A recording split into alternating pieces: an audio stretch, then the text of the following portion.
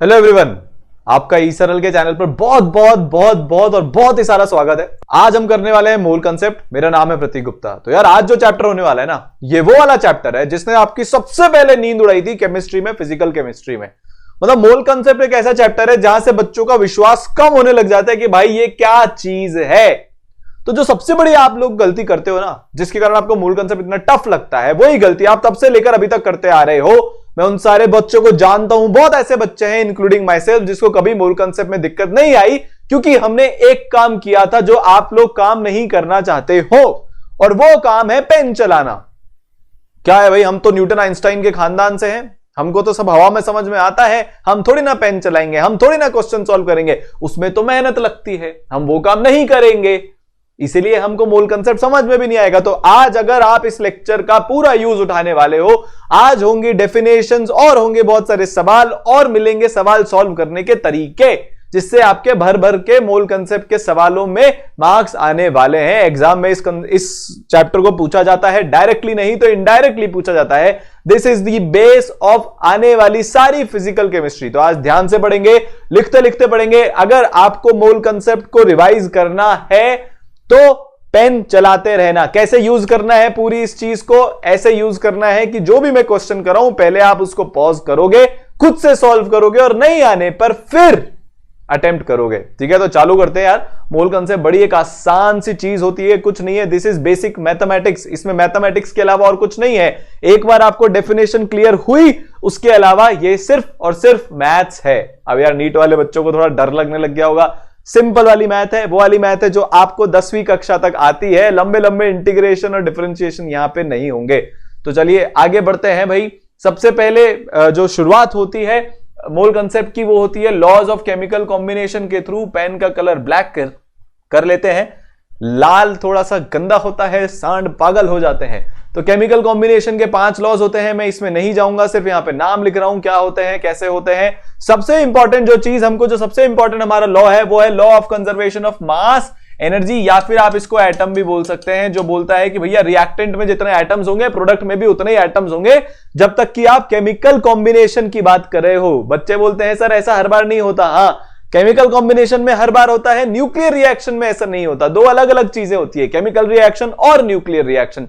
Nuclear reaction chemical kinetics के साथ पढ़ लेंगे, कोई दिक्कत की बात नहीं उसमें है। ठीक है, फिर आता है लॉ ऑफ कांस्टेंट प्रोपोर्शन। मतलब अगर मान लो मेरे पास पानी है, तो आप चाहे गटर का पानी लाओ, चाहे आप बिस्लेरी का पानी लाओ, चाहे समुद्र का पानी लाओ, चाहे गंगा का पानी लाओ, हमेशा पानी के एक मॉलिक्यूल में एक एटम ऑक्सीजन का मिलेगा, 2 एटम हाइड्रोजन के मिलेंगे। लॉ ऑफ मल्टीपल प्रोपोर्शन क्या बोलता है कि जैसे फॉर एग्जांपल मान लो मेरे पास नाइट्रोजन के और ऑक्सीजन के ऑक्साइड्स हैं, तो ये बहुत सारे ऑक्साइड्स बनाते हैं।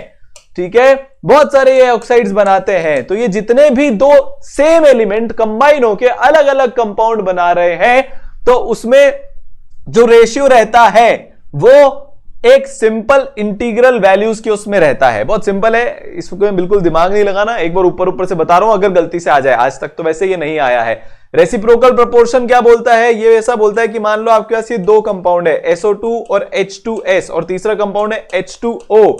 तो देखो सेम अमाउंट ऑफ सल्फर के साथ हाइड्रोजन और ऑक्सीजन कंबाइन कर रहे हैं, तो जो इनके वेट का रेशियो आएगा, वो जब आप H2O के वेट के रेशियो से उसको डिवाइड करोगे तो वो एक सिंपल होल नंबर आएगा।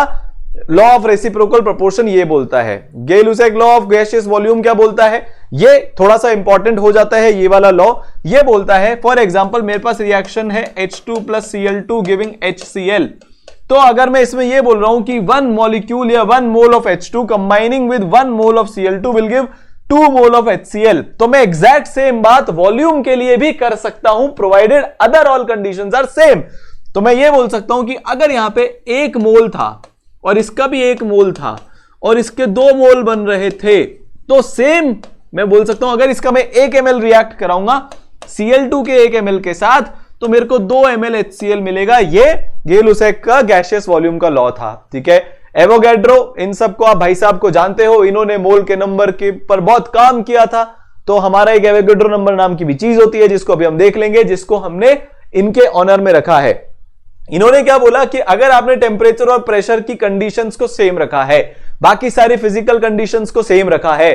तो equal volume of all gases contain equal number of molecules. इसका मतलब क्या है कि अगर मैंने मान लो एक डब्बा ले रखा है, एक फ्लास्क ले रखा है, ये मेरा 1 लीटर का फ्लास्क है, ये भी मेरा 1 लीटर का फ्लास्क है, टेम्परेचर प्रेशर की सारी कंडीशंस बराबर है, इसमें मैंने H2 भर रखा है, लेट से मैंने इसमें H2 भर रखा है और मेरे पास X मॉलिक्यूल है, और इसमें मैंने O2 भर रखा है, मेरे पास Y मॉलिक्यूल्स हैं, एकदम बराबर वॉल्यूम है दोनों की, तो इसका मतलब हो गया X इक्वल टू Y। ठीक है, ये गेल-लुसाक के लॉ से ही मिलता जुलता लॉ है कि अगर आपके पास वॉल्यूम सेम है तो कोई सी भी गैस हो under same conditions of temperature and pressure, उसके नंबर ऑफ मॉलिक्यूल्स बराबर होते हैं। आगे चलते हैं। ठीक है, तो हाइड्रोजन प्लस क्लोरीन, अगर आपने एक वॉल्यूम लिया है, इसका 2 वॉल्यूम बनेगा, n मॉलिक्यूल्स है, इसके भी n मॉलिक्यूल्स हैं, 2n मॉलिक्यूल्स बनेंगे। एक मॉलिक्यूल 2 मॉलिक्यूल देगा। तो ये सारी बेसिकली उन लॉस की बातें हैं। एक चीज होती है एटॉमिसिटी, कि एक मॉलिक्यूल के अंदर कितना एटम है उसको एटॉमिसिटी बोला जाता है। यार कई बार आपसे दे दिया जाता है, क्वेश्चन में ऐसा पूछ लिया जाता है, अ मॉलिक्यूल विद एटॉमिसिटी 5, तो आपको फिर उससे क्वेश्चन में पता लगाना होता है, चीजों को इन्फर करना होता है, इसलिए बता रहा हूं।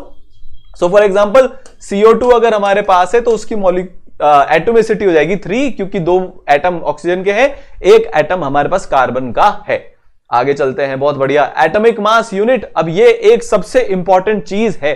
क्या हुआ, बहुत सारे बड़े बड़े बूढ़े बूढ़े लोग, अरे यार मतलब आई मीन साइंटिस्ट लोग, उनके सामने एक समस्या थी। जैसे फॉर एग्जांपल अगर मैं आपके पास बोलूं मेरे पास ये एक ग्लास है, इसमें मैंने 90 ग्राम वाटर भर रखा है, 90 ग्राम वाटर में अब आप बता दो कितने मॉलिक्यूल्स होंगे वाटर के। 90 ग्राम क्यों लिया है, ये लेजेंड समझ गए होंगे क्योंकि कैलकुलेशन आसान हो जाती है। ठीक है, मैंने अगर 90 ग्राम लिया है, मेरे को बता दो कितने मॉलिक्यूल्स हैं। नहीं बता सकते आप अगर आपको एटॉमिक मास यूनिट का फंडा नहीं पता तो, क्योंकि मेरे को वेट से अगर मॉलिक्यूल्स में जाना है तो पहले मेरे को यह पता करना पड़ेगा कि यार एक एटम का वेट कितना होता है। क्या बोला मैं, मेरे को यह पता करना पड़ेगा कि यार इसका जो एक मॉलिक्यूल है उसका कितना वेट होगा, अगर आपको टोटल इसको वेट से मॉलिक्यूल्स में कन्वर्ट करना है तो। क्यों कन्वर्ट करना है, क्योंकि मेरी इच्छा है, कोई रीजन नहीं होता है, मेरे को करना है क्योंकि मेरे को पता लगाना है यार है कितने मॉलिक्यूल। बात तो मैं बड़ी बड़ी कर रहा हूं कि पानी के मॉलिक्यूल ये वो, एग्जैक्टली नंबर तो बताओ कितने मॉलिक्यूल्स है। तो यार बड़े बड़े लोगों ने डिसाइड किया कि अब कैसे करना है, फंस गए। ठीक है, जैसे यार मैं बोलता हूं कि मेरे पास अगर मान लो 1 डजन है तो इसका मतलब हो जाता है 12, वैसे ही इसमें कुछ करना पड़ेगा। तो सबसे पहले तो हम एक काम करते हैं कि यार ये पता लगाते हैं कि एक जो एटम होता है उसके लिए हम मास में कैसे बात कर सकते हैं। तो सबसे पहले शुरुआत में हाइड्रोजन गैस को इसका बेसिस माना गया कि चलो हाइड्रोजन गैस का मान लेते हैं कि यार जितना हाइड्रोजन का एटम होगा, हाइड्रोजन का गैस होगा, वो सबसे बेसिक यूनिट है। फिर लोगों ने बोला नहीं नहीं, ऑक्सीजन ज्यादा कंबाइन करता है तो उसको लेते हैं, बट इन दोनों को रिजेक्ट कर दिया गया due to concepts of isotopes. पहले लोगों ने क्या बोला कि यार H2 का जो मास है उसको हम 1 एटॉमिक यूनिट मान लेते हैं, सबसे छोटा मास यूनिट हम H2 को मान लेते हैं। फिर बोला चलो एक काम करते हैं, O2 का 1/32 को, क्या बोला मैं, O2 के 1/32 मास को एटॉमिक मास यूनिट मान लेते हैं। बट इसमें प्रॉब्लम क्या हुई कि आइसोटोप्स होने के कारण इन लोगों का एवरेज एटॉमिक मास बड़ा अजीब सा आता है। तो हमने फिर फाइनली चूज किया अभी से 40 50 60 साल पहले कि यार हम कार्बन 12 हमने स्पेसिफाई कर दिया कि जो कार्बन 12 आइसोटोप होता है उसका जो 1/12 मास होगा उसको हम एटॉमिक मास यूनिट बोलेंगे। क्या बोलेंगे हम उसको हम एटॉमिक मास यूनिट बोलेंगे। सर हम ऐसा क्यों कर रहे हैं, क्योंकि यार ज्यादातर चीजें इस दुनिया में ऐसे ही मेजर होती है। ठीक है, कैसे मेजर होती है, जैसे फॉर एग्जांपल मैं अगर आपसे बोलता हूं 1 किलोग्राम, तो किसी एक लेबोरेटरी में हमने एक मेटल का एक डब्बा या एक ब्लॉक बना के रख रखा है जिसको हमने आर्बिट्ररीली बोल दिया कि ये 1 किलोग्राम मास है। अब ये आर्बिट्ररी है, ये एब्सोल्यूट मास नहीं है, बस एक चीज को बोल दिया हमने ये 1 किलो है, बाकी सबको इसके रिलेटिव मेजर करेंगे। आई बात समझ में, क्लियर हुआ। जैसे फॉर एग्जांपल 1 मीटर क्या होता है कि यार ये लाइट इतने टाइम में जितना डिस्टेंस ट्रेवल कर लेगी उसको हम 1 मीटर मानेंगे, बाकी सबको इस 1 मीटर के रिलेटिव मेजर करेंगे। सिमिलरली इस डब्बे का मास, इस ब्लॉक का मास 1 केजी है, बाकी सबको इसके करेस्पॉन्डिंग मेजर करेंगे। तो सिमिलरली यहां पे हमने क्या मान लिया, यहां पे हमने ये मान लिया कि जो C12 है उसका जो 1/12 मास होगा उसको हम एक एटॉमिक मास यूनिट बोलेंगे। क्या बोलेंगे उसको हम, उसको हम एक एटॉमिक मास यूनिट बोलेंगे। एक एटम ऑफ कार्बन 12 का मास कितना होता है? इतने ग्राम होता है। ठीक है, एक एटम ऑफ कार्बन 12 का मास कितना होता है, ये कैलकुलेशन करके निकाल लिया गया, इतने ग्राम होता है। तो इसका 1/12 करेंगे तो मेरे पास कितना आ गया? इतना आ गया। मतलब एक एटॉमिक मास यूनिट 1.66056 इंटू 10 की पावर -24 ग्राम के बराबर होता है। तो अब हमको सारी चीजें एकदम बढ़िया से समझ में आ गई कि एक एटॉमिक मास यूनिट किसके बराबर है, एक एटॉमिक मास यूनिट इसके बराबर है। ठीक है, तो ये हमारे पास निकल के आता है 1/6.022 इंटू 10 की पावर 23 ग्राम। तो इस नंबर को हम बोलते हैं एवोगैड्रो नंबर। एवोगैड्रो ने क्या बोला था कि यार कोई भी चीज का दुनिया में आप 1 मोल लेते हो तो जैसे डजन का मतलब 12 होता है, ठीक है, सिमिलरली मोल का मतलब होता है इतने नंबर ऑफ पार्टिकल्स। ये एटम्स भी हो सकते हैं, मॉलिक्यूल्स भी हो सकते हैं। जैसे फॉर एग्जांपल मैं बोलूं 1 मोल एप्पल तो 6.022 इंटू 10 की पावर 23 एप्पल। आगे मैं बोलूं 1 मोल बस तो 6.022 इंटू 10 की पावर 23 बसेस। ठीक है, तो 1 AMU is equal to 1/Na gram. ठीक है, क्या निकल के आया हमारे पास कैलकुलेशन करके कि यार एक atomic mass unit 1 Avogadro number gram के जितना उसके अंदर मास होता है।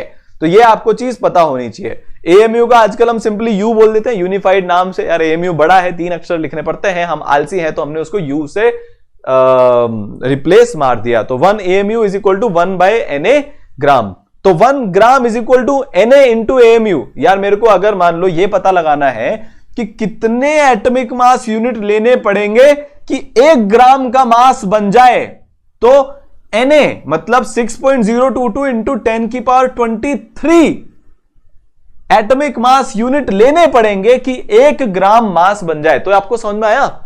मेरे को चाहिए क्या था कि मैं नंबर ऑफ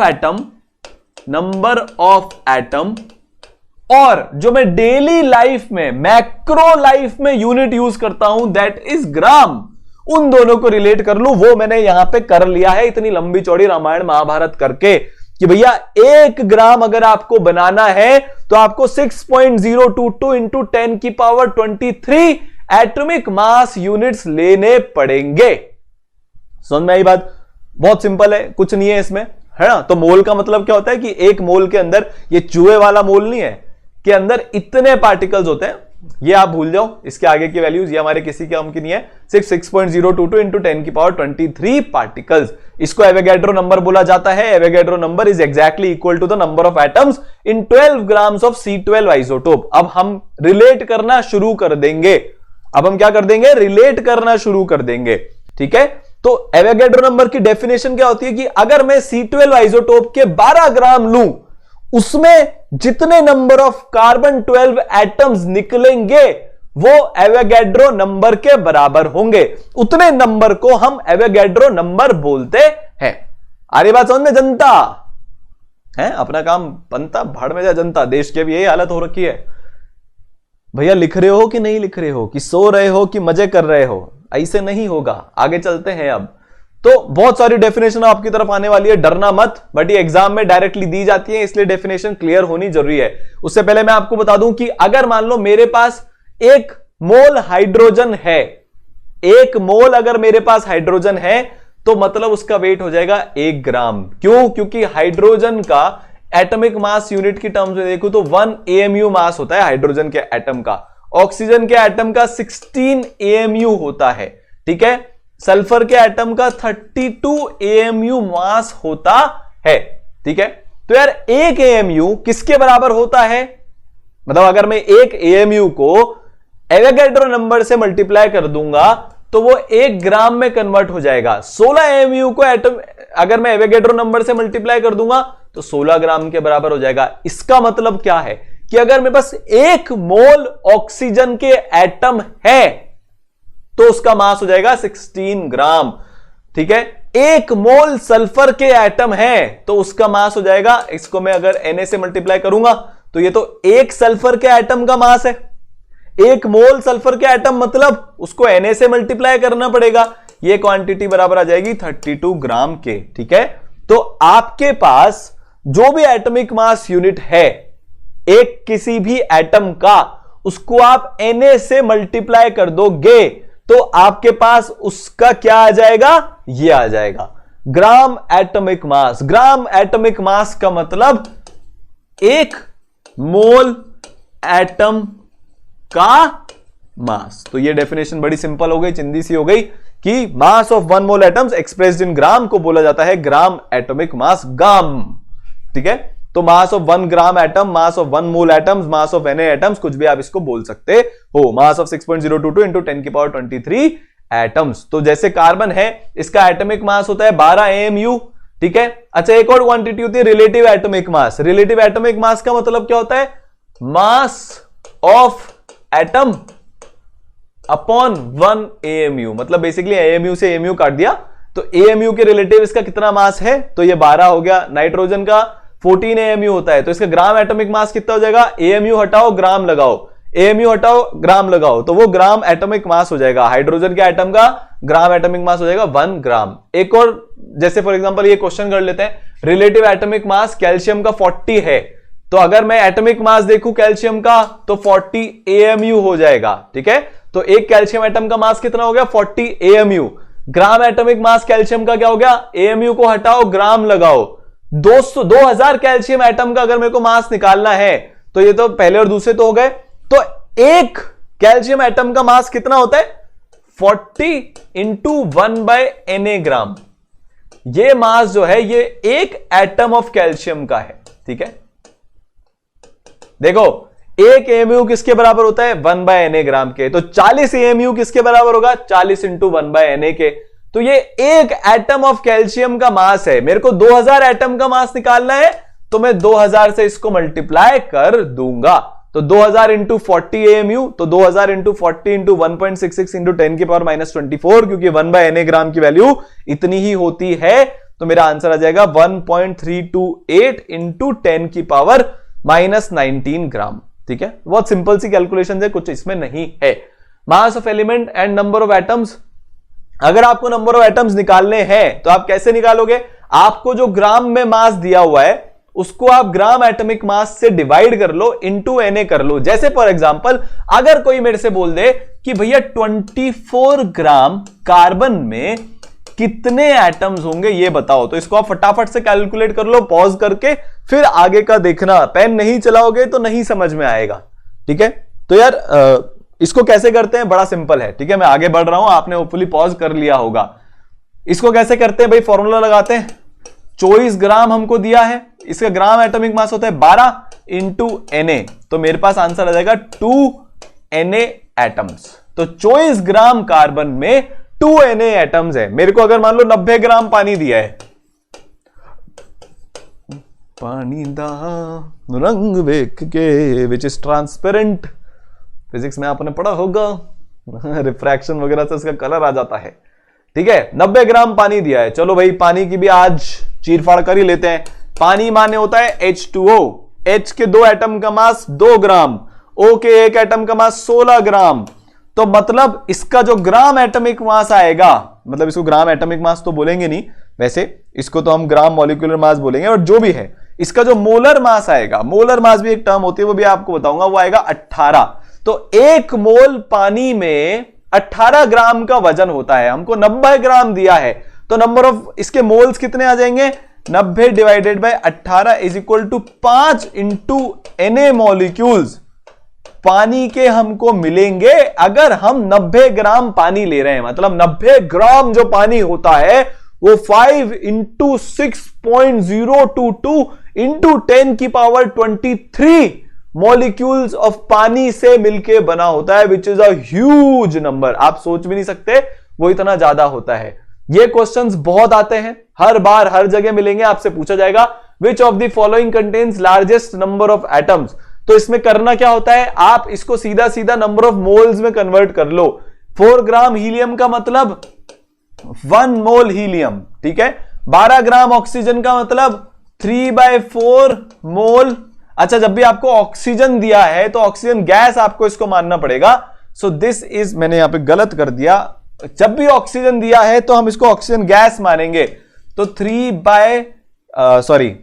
क्या कर रहा हूं मैं, इसको अपन लिख देते हैं 12/32। ठीक है। So this is 12/32 moles of oxygen, ठीक है। आपसे अब ये पूछा है एटम्स, तो आप इसको 2 से मल्टीप्लाई कर दोगे, ठीक है, क्योंकि यार एक मॉलिक्यूल ऑक्सीजन में 2 एटम होते हैं, तो आप इसको 2 से मल्टीप्लाई कर दोगे तो वो उसके बराबर ही आ जाएगा, ठीक है ना। 14 ग्राम आयरन, जब भी आयरन दिया है तो एक सिंगल उसको हम वो मानेंगे, ठीक है। तो दिस इज 14/56 Na मॉलिक्यूल्स, ठीक है। 26 ग्राम क्रोमियम, सो 26/52 Na क्रोमियम के एटम्स। तो यहां पे इतने Na ऑक्सीजन के एटम्स हैं, तो सबसे ज्यादा मोल्स किस में आए? सबसे ज्यादा मोल्स हीलियम में आए, तो इसका आंसर हो जाएगा ए, ठीक है। तो जिसके जितने ज्यादा मोल उसके उतने ज्यादा पार्टिकल, क्योंकि मोल की डेफिनेशन तो सेम होती है। एक मोल हीलियम में एग्जैक्टली उतने ही एटम होते हैं जितने एक मोल ऑक्सीजन में होते हैं। सर ऐसा क्यों होता है? क्योंकि मास तो ऑक्सीजन का ज्यादा आएगा, इसका मतलब ऑक्सीजन का हर एटम हीलियम के हर एटम से भारी होता है, ठीक है। एवरेज एटॉमिक मास, कई बार क्या होता है कि यार बहुत सारे जो एलिमेंट्स होते हैं वो आइसोटोपिक फॉर्म्स में रहते हैं, जैसे क्लोरीन है तो आपको सिर्फ क्लोरीन 35 नहीं मिलेगा, क्लोरीन 37 भी मिलेगा। तो आप एवरेज एटॉमिक वेट कैसे निकालोगे? या जो भी जितनी अबंडेंस में है उसको उससे मल्टीप्लाई कर दो, जितने भी हैं सबको ऐड करके डिवाइडेड बाय 100 कर दो, ठीक है। तो जैसे for example natural sample of chlorine में 75% तो क्लोरीन 35 होता है, 25% क्लोरीन 37 होता है, तो इसका एवरेज एटॉमिक मास कैसे निकालेंगे? 75 इंटू 35 प्लस 25 इंटू 37 अपॉन 100। तो कैसे निकला? Percentage into mass plus second constituent का परसेंटेज इंटू उसका मास डिवाइडेड बाय 100, तो आंसर आ गया 35.5। तो आप इस तरीके से सबका निकाल सकते हो। हमने किया क्या? फॉर्मूले में क्या था? फॉर्मूले में ऐसे था, तो मतलब मान लो 2 कॉन्स्टिट्यूएंट है 1 and 2, ठीक है।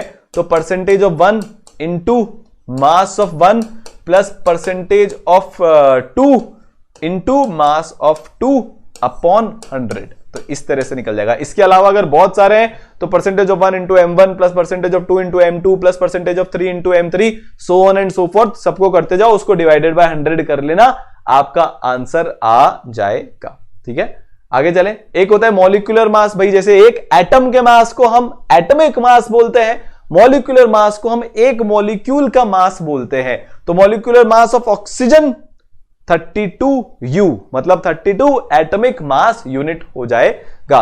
Molecular mass of HCl 36.5U, H2SO4 का, 2 हाइड्रोजन का, 32 सल्फर का, 4 ऑक्सीजन का, 4 इंटू 16 विच इज 98U, ठीक है। फॉर्मूला मास, अब क्या होता है देखो, कुछ कुछ सब्सटेंसेस ऐसे होते हैं, जैसे फॉर एग्जांपल हमारा जो कॉमन सॉल्ट होता है सोडियम क्लोराइड, ये लंबी चौड़ी चेन्स बना के रहते हैं। आपको अब सॉलिड स्टेट वगैरह का सबको पता ही है, नहीं पता आप 11th वाले स्टूडेंट्स हो तो बहुत सारे कंपाउंड्स, बहुत सारे मॉलिक्यूल्स ऐसे होते हैं जो बहुत लंबी लंबी 3D चेन बना के रहते हैं। तो हम उसमें एक मॉलिक्यूल की बात नहीं कर सकते, क्योंकि एक सिंगल मॉलिक्यूल आप में उसको मिलेगा ही नहीं, तो इसलिए उस डेफिनेशन को थोड़ा सा ट्वीक करके हम फॉर्मूला मास बोल देते हैं। क्योंकि इसमें डिस्क्रीट मॉलिक्यूल नहीं होते, तो हम क्या करते हैं कि इनका केमिकल फॉर्मूला ले लेते हैं, simplest ratio of their constituent ions, जिसको फॉर्मूला यूनिट बोलते हैं। उस फॉर्मूला यूनिट का जो मास होता है उसको हम फॉर्मूला मास बोल देते हैं। तो जैसे K2SO4 है, ये एक फॉर्मूला यूनिट है एक बहुत बड़े आयनिक कंपाउंड का।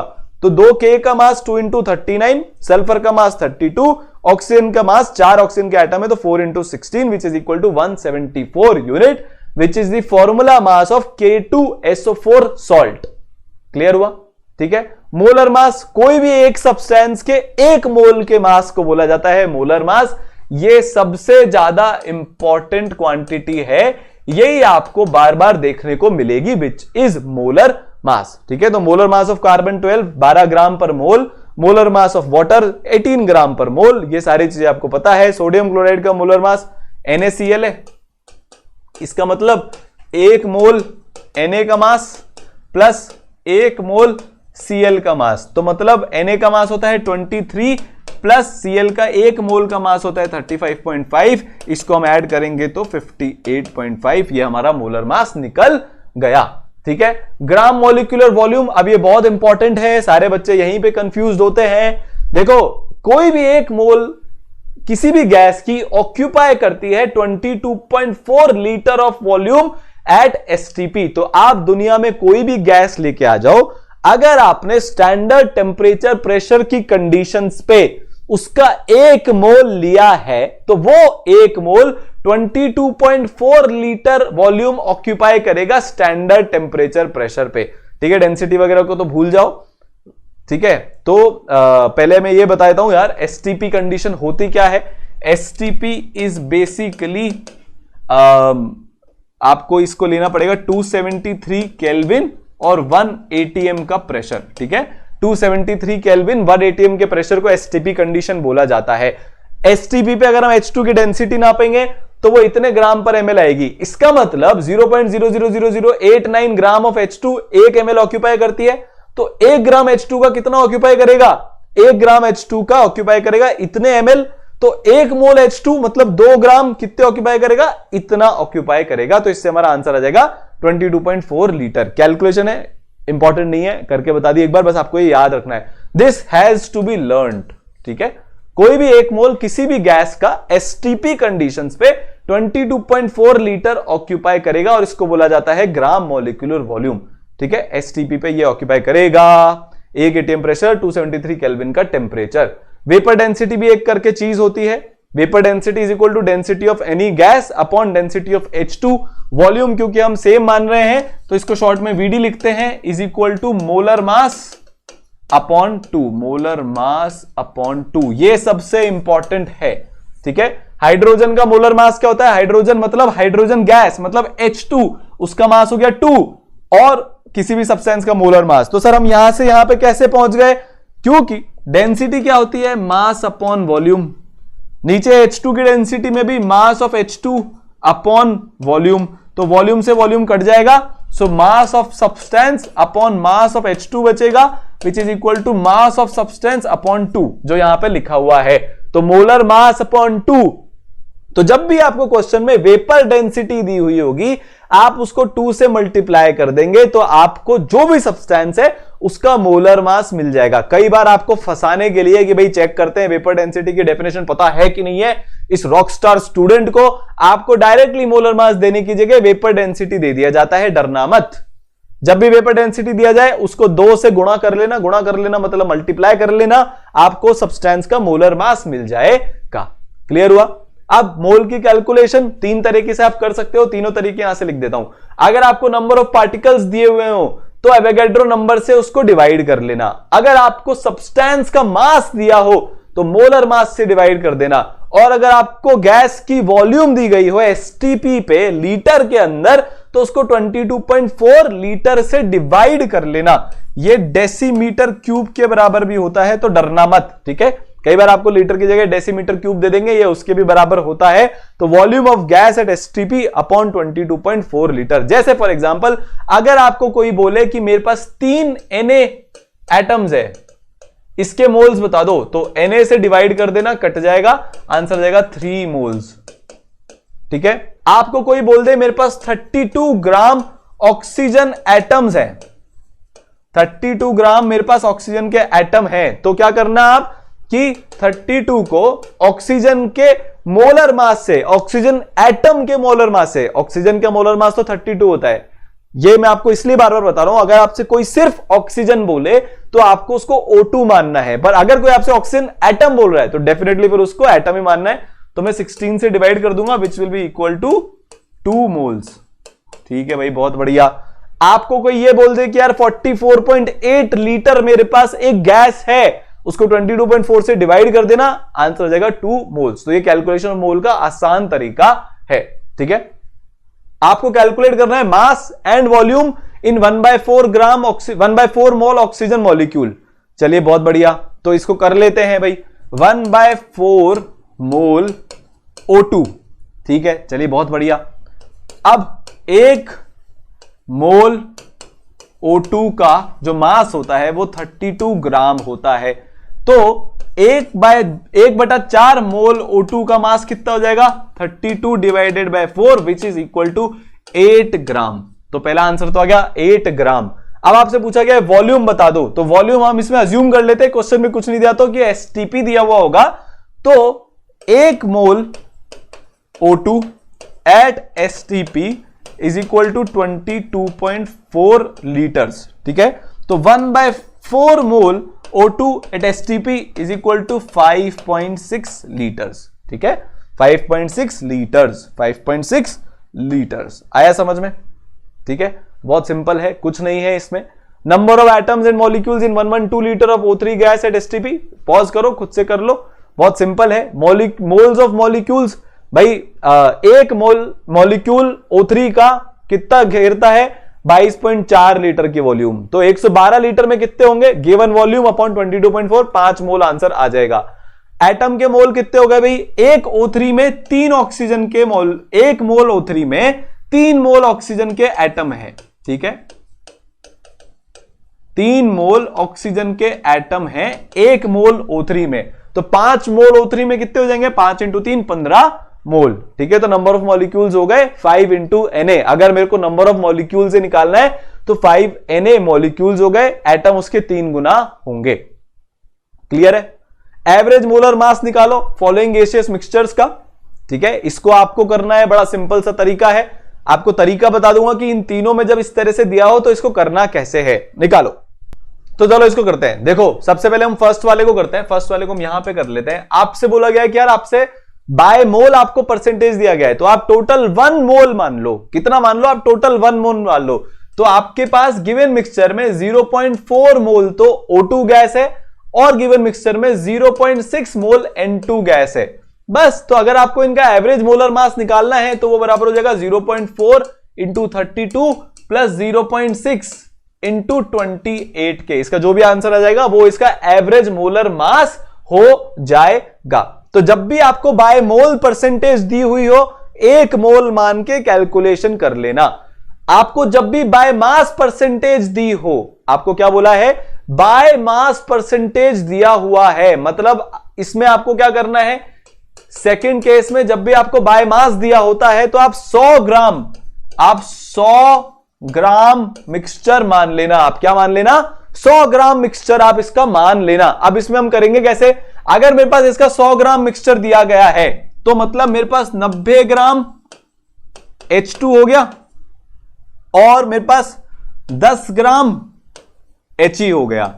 ठीक है, अब इसको आप किस में कन्वर्ट कर लो? मोल्स में कन्वर्ट कर लो। 90 ग्राम H2 मतलब 45 मोल्स H2, 10 ग्राम He मतलब 2.5 मोल He आपका आंसर आ गया। तो अब आपको क्या मिल गया? आपको बाय मास से आपने बाय मोल में कन्वर्ट कर लिया।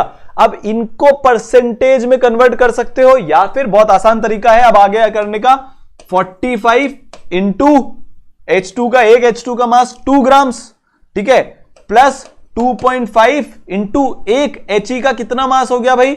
4 × 4 डिवाइडेड बाय 45 प्लस 2.5 मोल्स। तो मेरे पास समझ में क्या आई मेरे को बात कि ऊपर तो मेरे को मास पता है, तो मेरे पास 100 ग्राम मैंने मास अज्यूम किया था, तो ऊपर तो मेरा 100 ही बनेगा।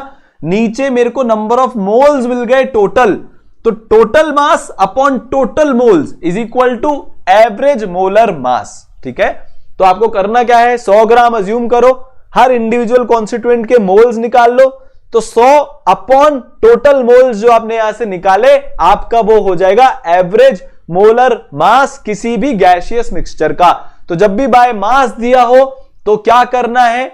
जब भी बाय मास दिया हो तो आपको 100 ग्राम अज्यूम करना है। अच्छा, थर्ड वाले केस में बाय वॉल्यूम दिया है, तो एवोगैड्रो का हाइपोथेसिस या गै-लुसेक का अपन लॉ लगाएंगे कि जो बाय वॉल्यूम परसेंटेज होता है वो एग्जैक्टली इक्वल होता है बाय मोल परसेंटेज के। थर्ड वाले की मैं कैलकुलेशन नहीं करा रहा, वो आप खुद से कर लेना। बट सीखने वाली बात क्या है कि जो वॉल्यूम का रेशियो आएगा एग्जैक्ट वही रेशियो मोल्स का भी आएगा। तो आप वॉल्यूम के परसेंटेज को मोल के परसेंटेज से रिप्लेस कर सकते हो। चलें आगे बढ़े। नंबर ऑफ इलेक्ट्रॉन्स आपको 1.6 ग्राम मीथेन में कैलकुलेट करना है। तो मीथेन का फॉर्मूला क्या होता है भाई? बहुत सिंपल है ये तो, CH4। अच्छा, ये क्वेश्चन बहुत बार आ जाता है, ठीक है। तो इसका टोटल मास कितना हो जाएगा? 12 + 4 विच इज इक्वल टू 16 ग्राम। इसका मोलर मास कितना हो गया? 16 ग्राम। तो 1 मोल CH4 16 ग्राम जितना वेट करता है। चलो बहुत बढ़िया, आपको 1.6 ग्राम दिया है, तो अगर मैं NCH4 निकालूंगा तो given mass upon molar mass which is equal to 1/10 Na molecules मेरे पास इसमें आ गए। मेरे पास 1/10 Na मॉलिक्यूल्स ऑफ CH4 मेरे पास आ गए। एक मॉलिक्यूल CH4 में कितने इलेक्ट्रॉन है जरा गिनते हैं। कार्बन के अंदर 6 इलेक्ट्रॉन होते हैं, हाइड्रोजन के अंदर 4 इलेक्ट्रॉन होते हैं, तो एक मीथेन के मॉलिक्यूल में 10 इलेक्ट्रॉन्स हैं। टोटल कितने मीथेन के मॉलिक्यूल्स हैं? 1/10 Na। तो इसको मैं 10 से मल्टीप्लाई कर दूंगा तो टोटल इलेक्ट्रॉन्स आ जाएंगे। सो दिस इंप्लाइज कि 1.6 ग्राम मीथेन में Na इलेक्ट्रॉन्स हैं। ठीक है, तो 6.022 इंटू 10 की पावर -23 इलेक्ट्रॉन्स है 1.6 ग्राम ऑफ मीथेन के अंदर। तो यार जितने इलेक्ट्रॉन्स हैं उतने ही प्रोटॉन्स भी होंगे। तो आपसे कोई प्रोटॉन पूछ ले तो बहुत इजी कैलकुलेशन है, एग्जैक्टली सिमिलर जितनी। ठीक है, कई बार क्वेश्चन में ऐसा पूछा जाता है number of charged particles in 1.6 gram methane, तो कोई तो प्रोटॉन लेना भूल जाता है, कोई इलेक्ट्रॉन लेना भूल जाता है। दोनों कैलकुलेट करना पड़ेगा क्योंकि प्रोटॉन पे +1 का चार्ज है, इलेक्ट्रॉन पे -1 का चार्ज है। तो आंसर आ जाएगा 2 इंटू Na अगर नंबर ऑफ चार्ज पार्टिकल्स आपसे पूछा जा रहा है तो। ठीक है, आगे चलते हैं। नेक्स्ट अब जो अपने को देखना है ना वो है एम्पेरिकल फॉर्मूला, मॉलिक्यूलर फॉर्मूला। देखो इसमें से डायरेक्ट सवाल आ जाते हैं आपके एग्जाम के अंदर, उतने नहीं आते हैं बट ठीक ठाक सवाल आते हैं। वैसा एक सवाल अपन करेंगे भी सही जो एग्जाम में ही आया हुआ है। ठीक है, तो एम्पेरिकल फॉर्मूला क्या होता है? Formula depicting constituent atoms in their simplest ratio. Molecular formula क्या होता है? जो एक्चुअल फॉर्मूला होता है उसको हम मॉलिक्यूलर फॉर्मूला बोलते हैं। जैसे फॉर एग्जांपल बड़ी सिंपल सी चीज है कि यार जैसे मान लो मेरे पास H2O2 है, C2H6 है, C2H4O2 है, तो जो इसका एम्पेरिकल फॉर्मूला हो जाएगा वो सिंपलेस्ट रेशियो में हो जाएगा। मतलब आप इसको सिंपलेस्ट रेशियो क्या होगा भाई? 1:1। ठीक है, C2H6 का सिंपलेस्ट रेशियो क्या होगा? 1:3। C2H4O2 का क्या होगा? 1:2:1। बेसिकली आप इसके एलसीएम से मॉलिक्यूलर फॉर्मूला में एलसीएम से डिवाइड कर देते हो तो सिंपलेस्ट रेशियो आ जाता है। तो जो सिंपलेस्ट रेशियो वाला फॉर्मूला होता है, जैसे H2O2 का अगर मैं एम्पेरिकल फॉर्मूला की बात करूं तो वो हो जाएगा HO, C2H6 का हो जाएगा 1:3 रेशियो में CH3, C2H4O2 का हो जाएगा CH2O। और अगर इसके मॉलिक्यूलर फॉर्मूला की बात करूं तो ये सारे इसके मॉलिक्यूलर फॉर्मूला है। ये सारे इसके क्या है? ये सारे इसके भैया मॉलिक्यूलर फॉर्मूला है। ठीक है, तो बहुत सिंपल सी चीज है यार, इसमें कुछ नहीं है। इसका लंबा चौड़ा डेरिवेशन का एक तरीका होता है कि हम एम्पेरिकल फॉर्मूला, मॉलिक्यूलर फॉर्मूला कैसे निकालेंगे, बट वो जब फर्स्ट टाइम पढ़ रहे हैं तब के लिए ठीक है।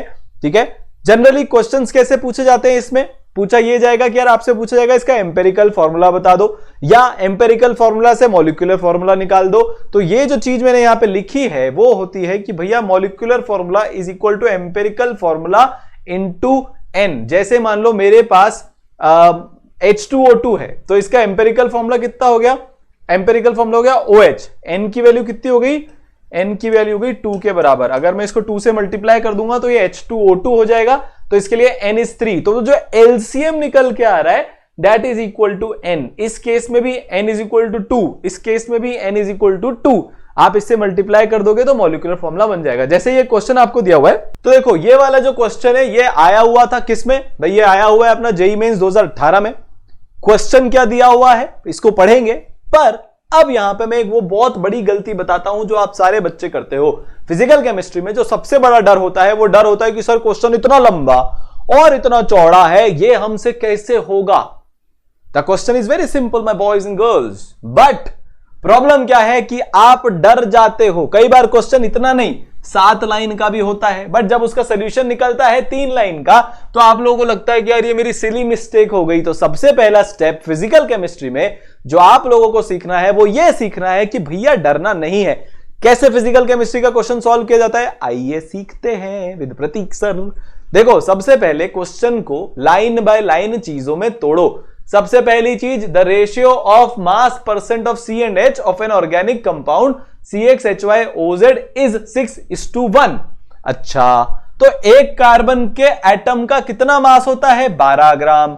X कार्बन के एटम का कितना मास होगा? 12 इंटू X डिवाइडेड बाय एक हाइड्रोजन के एटम का मास कितना होता है? 1। तो Y एटम का कितना मास होगा? Y। ये आपको दिया हुआ है 6/1। चलिए बहुत बढ़िया। तो पहले लाइन की इंफॉर्मेशन हमने निकाल ली है। अगर एक मॉलिक्यूल अबव कंपाउंड का इतनी ऑक्सीजन कंटेन करता है, कितनी भाई, कितनी बोल रहा है क्वेश्चन, उतनी, मतलब उसकी आधी जो आपको चाहिए है CXHY को कंप्लीटली बर्न करने के लिए। ठीक है, चलो हमको समझ में आ गया। फिर आपसे पूछा गया कि empirical formula of the compound बताओ। तो यहां पे जो सबसे इंपॉर्टेंट चीज है सीखने की, कि जो कंबस्टन रिएक्शन होता है किसी भी हाइड्रोकार्बन का, उसका डायरेक्टली आपको याद होना चाहिए इस फॉर्मेट में जो अभी मैं लिखाने वाला हूं। पहली चीज जो हमको समझ में आई, 12x/y = 6/1, ये हमको क्वेश्चन में दिया है। आधे से ज्यादा बच्चे यहां पे गड़बड़ कर देंगे कि वो इसको 12x/y नहीं लिखेंगे, वो इसको x/y लिखेंगे। भाई साहब मास परसेंट दिया है, x जो है वो मोल्स है, x जो है वो नंबर ऑफ एटम्स है इस पर्टिकुलर फॉर्मूला में, तो आपको उसके एटॉमिक मास से मल्टीप्लाई करना पड़ेगा। रिश्ता निकल गया 2x = y CXHY OZ के लिए। आपको एम्पेरिकल फॉर्मूला निकालना है तो XYZ में रिश्ता ही तो निकालना है, फिर उसको उसके LCM से मल्टीप्लाई कर देंगे तो एम्पेरिकल फॉर्मूला आ जाएगा। आपको यह लर्न करना है। कंप्लीट कंबस्टन के लिए अगर मेरे को कोई भी हाइड्रोकार्बन दिया हो जिसमें X कार्बन है और Y हाइड्रोजन है, तो मेरे को ऑक्सीजन मॉलिक्यूल्स कितने लगेंगे, X + Y/4। ये सिंपल बैलेंसिंग से आ जाता है, पर एग्जाम में इतना टाइम नहीं होता है, आप डायरेक्टली X + Y/4 को याद कर लो। कार्बन डाइऑक्साइड कितना बनेगा, जितने कार्बन है तो X कार्बन है, ठीक है। हाइड्रोजन कितना बनेगा, Y/2 H2O बनेगा। Number of oxygen atom CXHY OZ में Z है, भाई साफ साफ हमको दिख रहा है। हमको ऑक्सीजन एटम रिक्वायर्ड कितने हैं, क्वेश्चन बोल रहा है हाफ चाहिए, ठीक है। एक मॉलिक्यूल CXHY OZ में उतने मॉलिक्यूल्स हैं, कितने मॉलिक्यूल्स हैं, half the number of oxygen required to burn one molecule. तो कितना अपने को X + Y/4 ऑक्सीजन का मॉलिक्यूल चाहिए इसको बर्न करने के लिए। ऑक्सीजन एटम CXHY OZ में कितने हैं, Z। तो number of oxygen atom required for CXHY compound X + Y/4 × 2। देखो ये मॉलिक्यूल है तो एटम कितने चाहिए, इस X + Y/4 के डबल, क्योंकि यार एक ऑक्सीजन मॉलिक्यूल में 2 ऑक्सीजन के एटम होते हैं, तो यहां पे हमने 2 से मल्टीप्लाई कर दिया, तो हमको 2x + Y/2 atoms of oxygen चाहिए है इसको कंप्लीटली बर्न करने के लिए। और इस पर्टिकुलर कंपाउंड में कितने ऑक्सीजन है, हमको जितने चाहिए हैं CXHY को कंबस्टन कराने के लिए उसके आधे। तो एक्चुअली में कितने ऑक्सीजन के मॉलिक्यूल्स Z के बराबर है, जितने हमको कंप्लीट कंबस्टन के लिए चाहिए है उसका आधा। तो हाफ से आप इसको मल्टीप्लाई कर लो, सो Z = X + Y/4। Y की वैल्यू कितनी है भैया, Y की वैल्यू 2x के बराबर है, हम पहले ही निकाल चुके हैं, तो Y की वैल्यू को सब्स्टिट्यूट कर दो तो Z आ जाएगा 3x/2। तो जो मेरा CX, ठीक है, हाइड्रोजन कितना है, Y की वैल्यू कितनी है 2x और Z की वैल्यू कितनी है 3x/2। तो अब आप क्या करो, बड़ा सिंपल है, इस 2 को इधर मल्टीप्लाई कर दो ऊपर, तो मेरे पास फॉर्मूला क्या आ जाएगा, C2x H4x O3x, ठीक है। तो बस इसका LCM कितना है, इसका LCM है 1, तो आप 1 से इसको डिवाइड कर दो तो इसका एम्पेरिकल फॉर्मूला कितना हो जाएगा, C2H4O3। मतलब इसका LCM जो है वो x है, तो आप सबको x से डिवाइड कर दो तो इसका मेरा जो CXH4O3 इसका एम्पेरिकल फॉर्मूला हो जाएगा। तो इसमें कलाकारी किस चीज में लगी, Y और Z को X की टर्म्स में लिखने में हमारी कलाकारी लगी, क्योंकि एक बार अगर वो आया तो हम LCM से डिवाइड कर देंगे हर एक के इंडिविजुअल एटम के नंबर को, हमारे पास एम्पेरिकल फॉर्मूला आ जाएगा। तो वापस से बता रहा हूं क्वेश्चन को सॉल्व कैसे करना है। एक लाइन पढ़ो, उसमें जो गिवन है उसको लिख लो, दूसरी लाइन पढ़ो, उसमें जो गिवन है उसको लिख लो, तीसरी लाइन पढ़ो, जो गिवन है उसको लिख लो। फाइनली आपको चीजें कनेक्ट होती हुई दिखेंगी कि निकालना क्या है, ठीक है।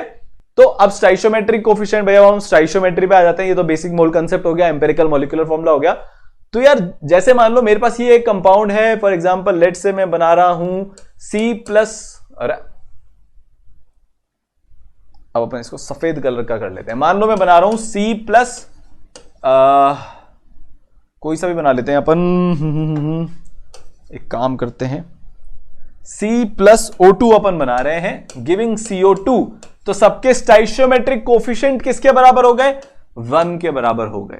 ठीक है, अब अगर पर मान लो मैं इसकी जगह बना रहा हूं Mg plus 2Cl giving MgCl2, तो मैग्नीशियम का स्टाइशियोमेट्रिक कोफिशिएंट 1, क्लोरीन का स्टाइशियोमेट्रिक कोफिशिएंट 2। अगर मैं एटॉमिक क्लोरीन से इसको बना रहा हूं तो ठीक है, और भी बहुत सारे एग्जांपल है भाई 3 का। अगर मैं एग्जांपल अगर मैं सोचूं तो मान लो मैं ये बना रहा हूं 2Fe प्लस 3Cl2, ठीक है, गिविंग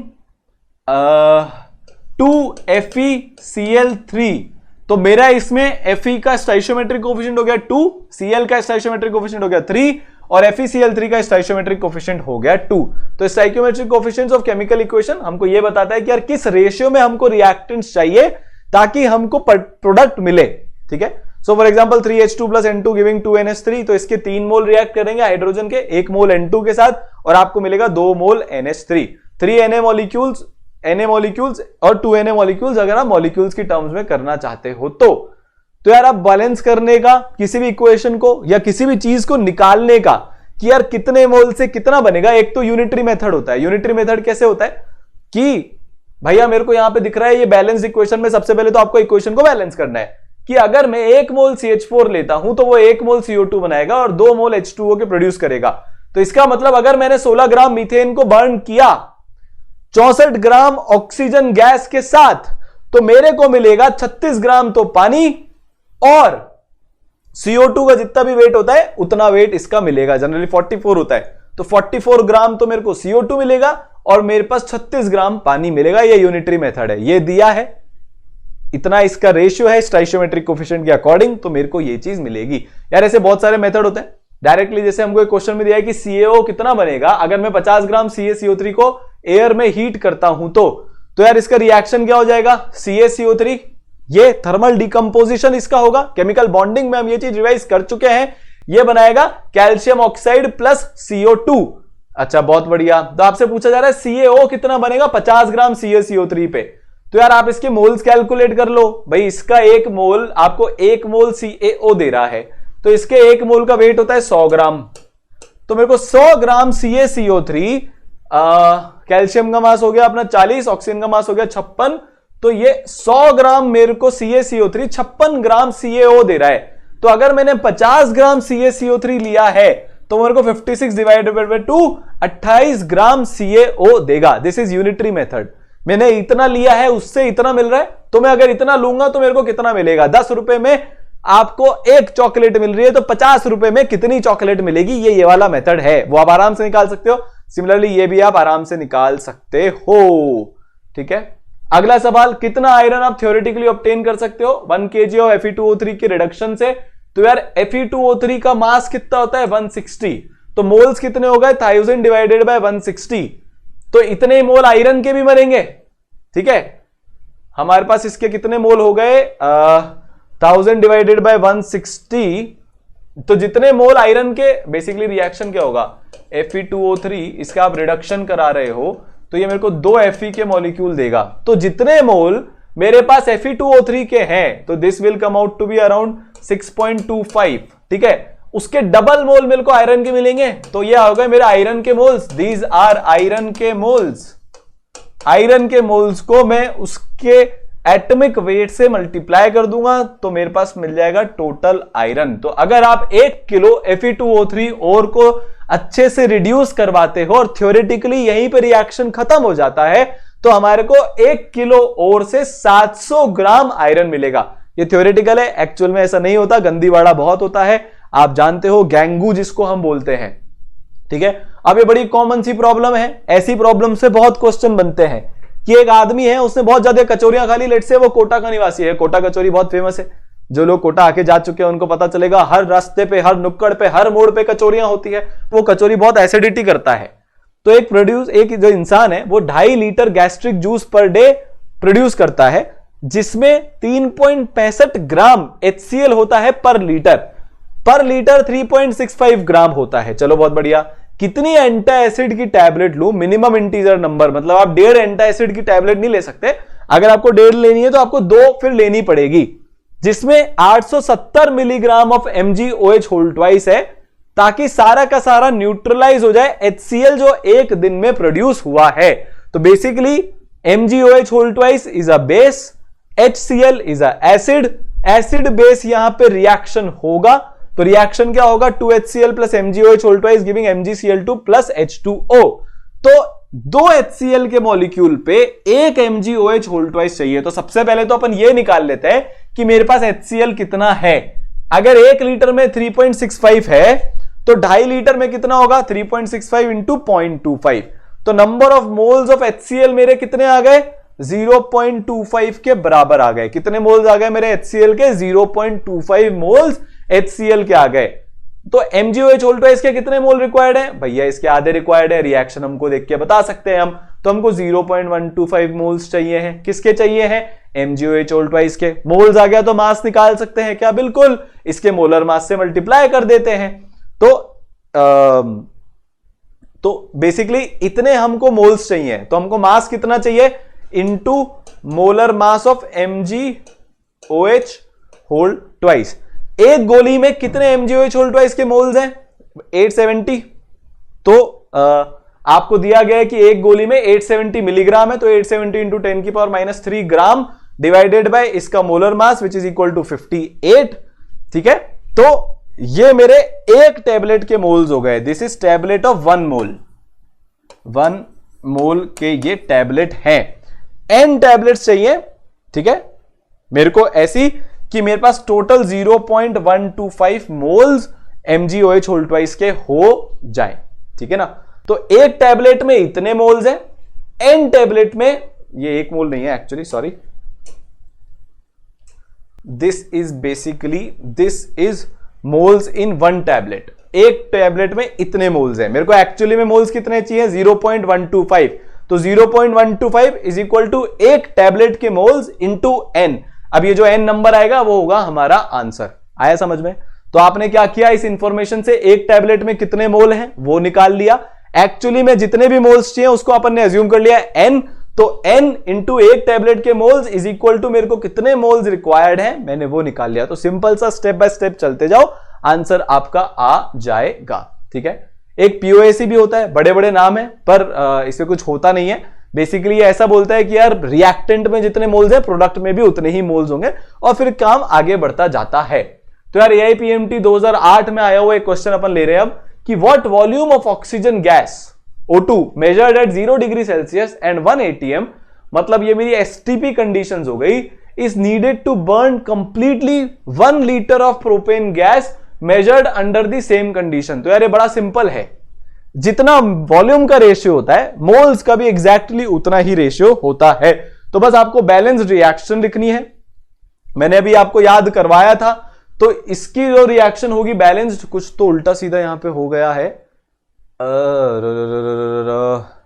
किसी और चीज का सॉल्यूशन यहां पे मैंने गलती से लिख दिया है। तो ये तो पता नहीं कौन से क्वेश्चन का सॉल्यूशन यहां पे आ गया है। कोई बात नहीं, हम इसको वैसे ही सॉल्व कर लेते हैं।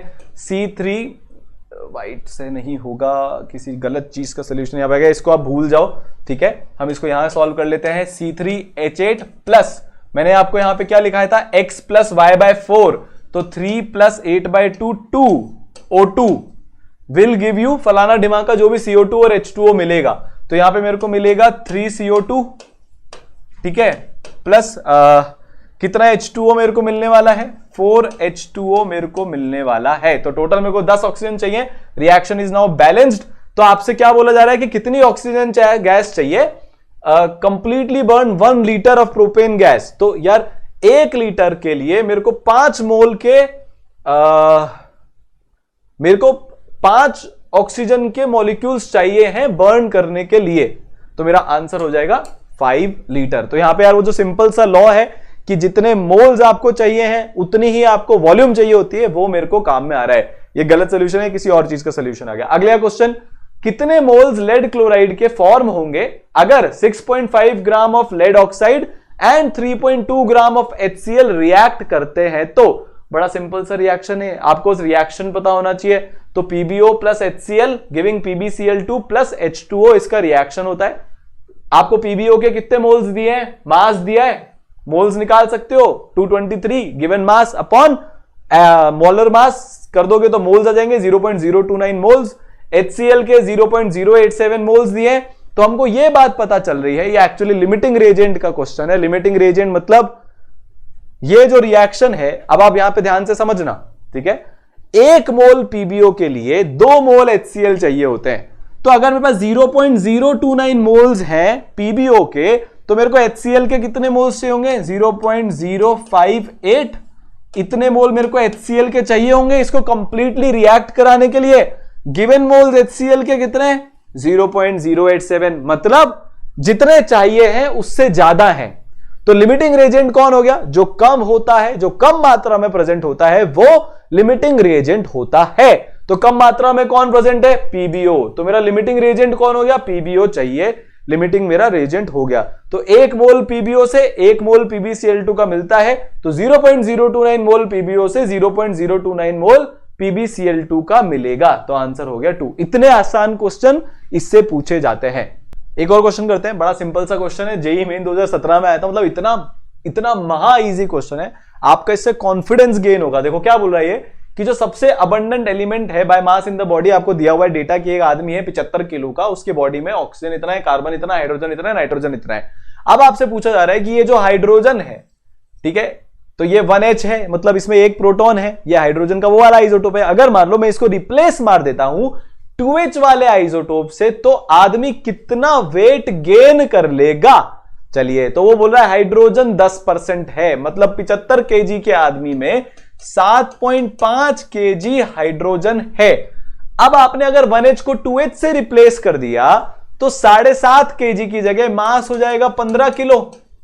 तो आदमी पहले 75 किलो का था, तो वो अब कितना हो जाएगा, 75 प्लस 7.5 केजी, मतलब मास गेन हो जाएगा 7.5 किलो का। बड़ी सिंपल सी चीज है। Total weight of the person 75 kilo, hydrogen के कारण 1H के कारण जो मास आया है वो 7.5 केजी आया है। आपने 1H एटम को रिप्लेस कर दिया 2H एटम से, तो एक्स्ट्रा मास कितना हो गया, 7.5 केजी का एक्स्ट्रा मास हो गया। ठीक है, आगे चले। लिमिटिंग रिएजेंट के बारे में हमने पढ़ी लिया, वो रिएक्टेंट जो कंप्लीटली कंज्यूम हो जाता है during the course of the reaction is called limiting reagent. तो जो अमाउंट होगा प्रोडक्ट का फॉर्म, वो जो सबसे कम होगा उसके अकॉर्डिंग ही होगा। जैसे फॉर एग्जांपल मान लो मैं एक रिएक्शन करवाता हूं मैं एक H2 plus Cl2 giving 2HCl। मैं इसका 1 मोल लेता हूं। अब मैं चाहे इसका 1,00,000 मोल भी ले लूंगा ना, तो भी 2 मोल HCl ही बनेगा, क्योंकि HCl बनाने के लिए मेरे को हाइड्रोजन भी चाहिए। तो जो कम मात्रा में होगा, क्या बोलो, ध्यान से सुनना, अब ये सबसे इंपॉर्टेंट है, ये सबसे बड़ा की पॉइंट है। जो कम मात्रा में होगा वो डिसाइड करेगा कि प्रोडक्ट की मात्रा कितनी बनेगी।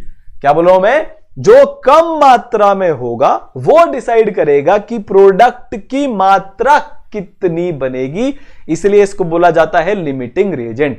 आपसे पूछा जा रहा है कि find the limiting reagent and the reactant in excess जब 0.5 moles of Zn reacts completely with 0.4 moles of HCl। तो यार ये बहुत सिंपल सा एसिड का और मेटल का रिएक्शन है, जहां पे H2 गैस लिबरेट होती है।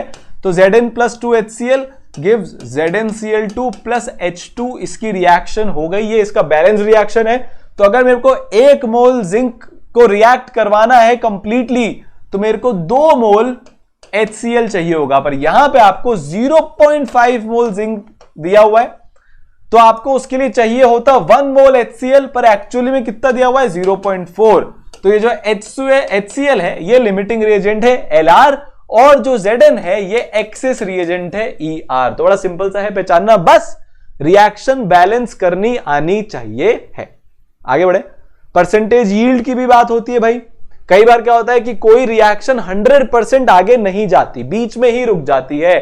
तो when a reaction is carried out in the laboratory we do not obtain the theoretical amount of the product, the amount of the product that is actually obtained is called the actual yield.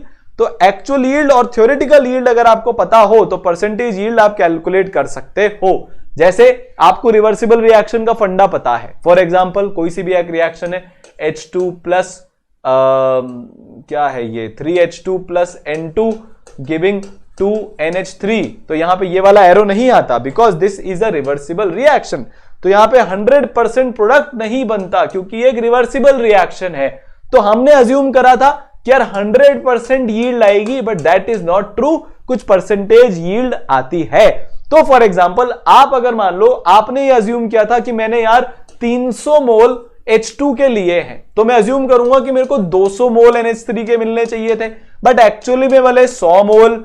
तो इससे आप क्या infer करोगे कि यार reaction 50% ही yield दे रहा है। तो ये 50% मैंने कैसे निकाला, एक्चुअल तो ये है 100, थ्योरेटिकली कितना मिलने चाहिए था 200 इंटू 100, तो ये मेरा इतना परसेंटेज यील्ड हो गया। तो actual yield upon theoretical yield into 100 मेरा परसेंटेज यील्ड हो गया। परसेंटेज प्योरिटी भी एक टर्म होती है, ठीक है।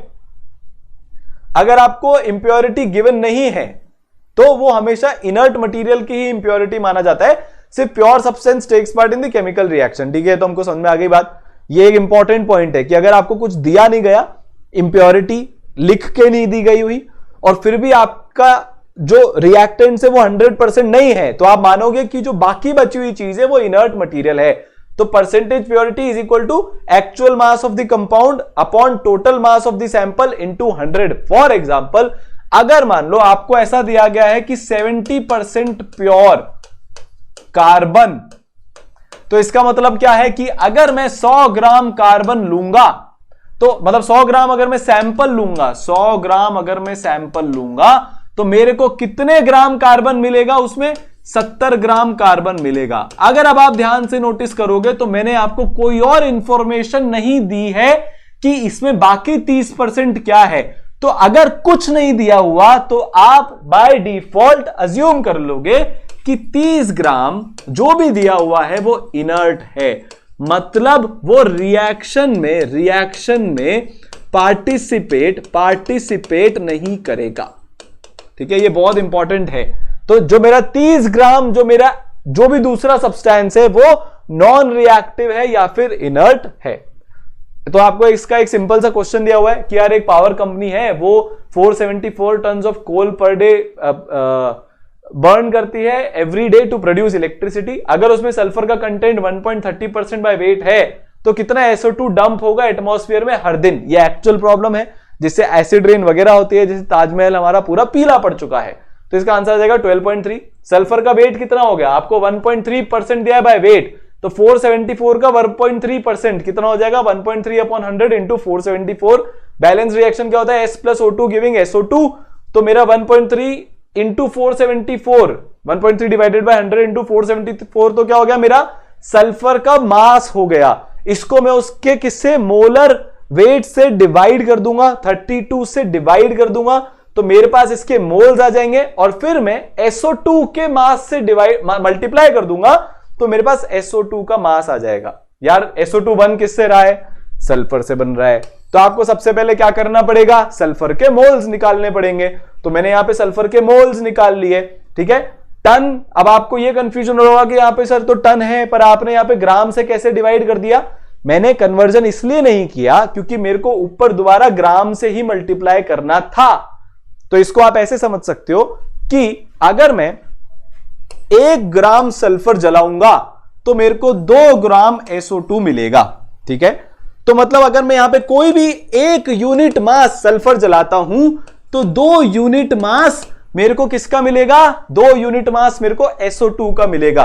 तो ये जो क्वांटिटी है ये मेरे को यूनिट दे रही है कि हाँ भाई इतना यूनिट मास मेरे को, ये वाली जो मेरी क्वांटिटी है 1.3 divided by 100 into 474 is the mass of sulphur that I have. इसको मैंने बेसिकली 64 डिवाइडेड बाय 32 से मल्टीप्लाई कर दिया, क्योंकि जितना ग्राम सल्फर जल रहा है उसका डबल ग्राम SO2 बनेगा। तो मेरा आंसर इसमें आ जाएगा फाइनली 12.3 टन। आई बात समझ में, यूनिटरी मेथड लगाया यार। 1 सल्फर से 2 SO2 मिल रहे हैं, मतलब 1 ग्राम सल्फर से 2 ग्राम SO2 मिल रहा है, तो इतने ग्राम सल्फर से इतना ग्राम SO2 मेरे को मिलेगा, या इतने टन सल्फर से मेरे को 12.3 ton sulphur dioxide gas atmosphere में रिलीज हुई मिलेगी। ठीक है, आगे चले। सिक्वेंशियल या सक्सेसिव रिएक्शंस, बहुत सारी रिएक्शंस ऐसी होती है जो ऐसी होती है, A giving B giving C।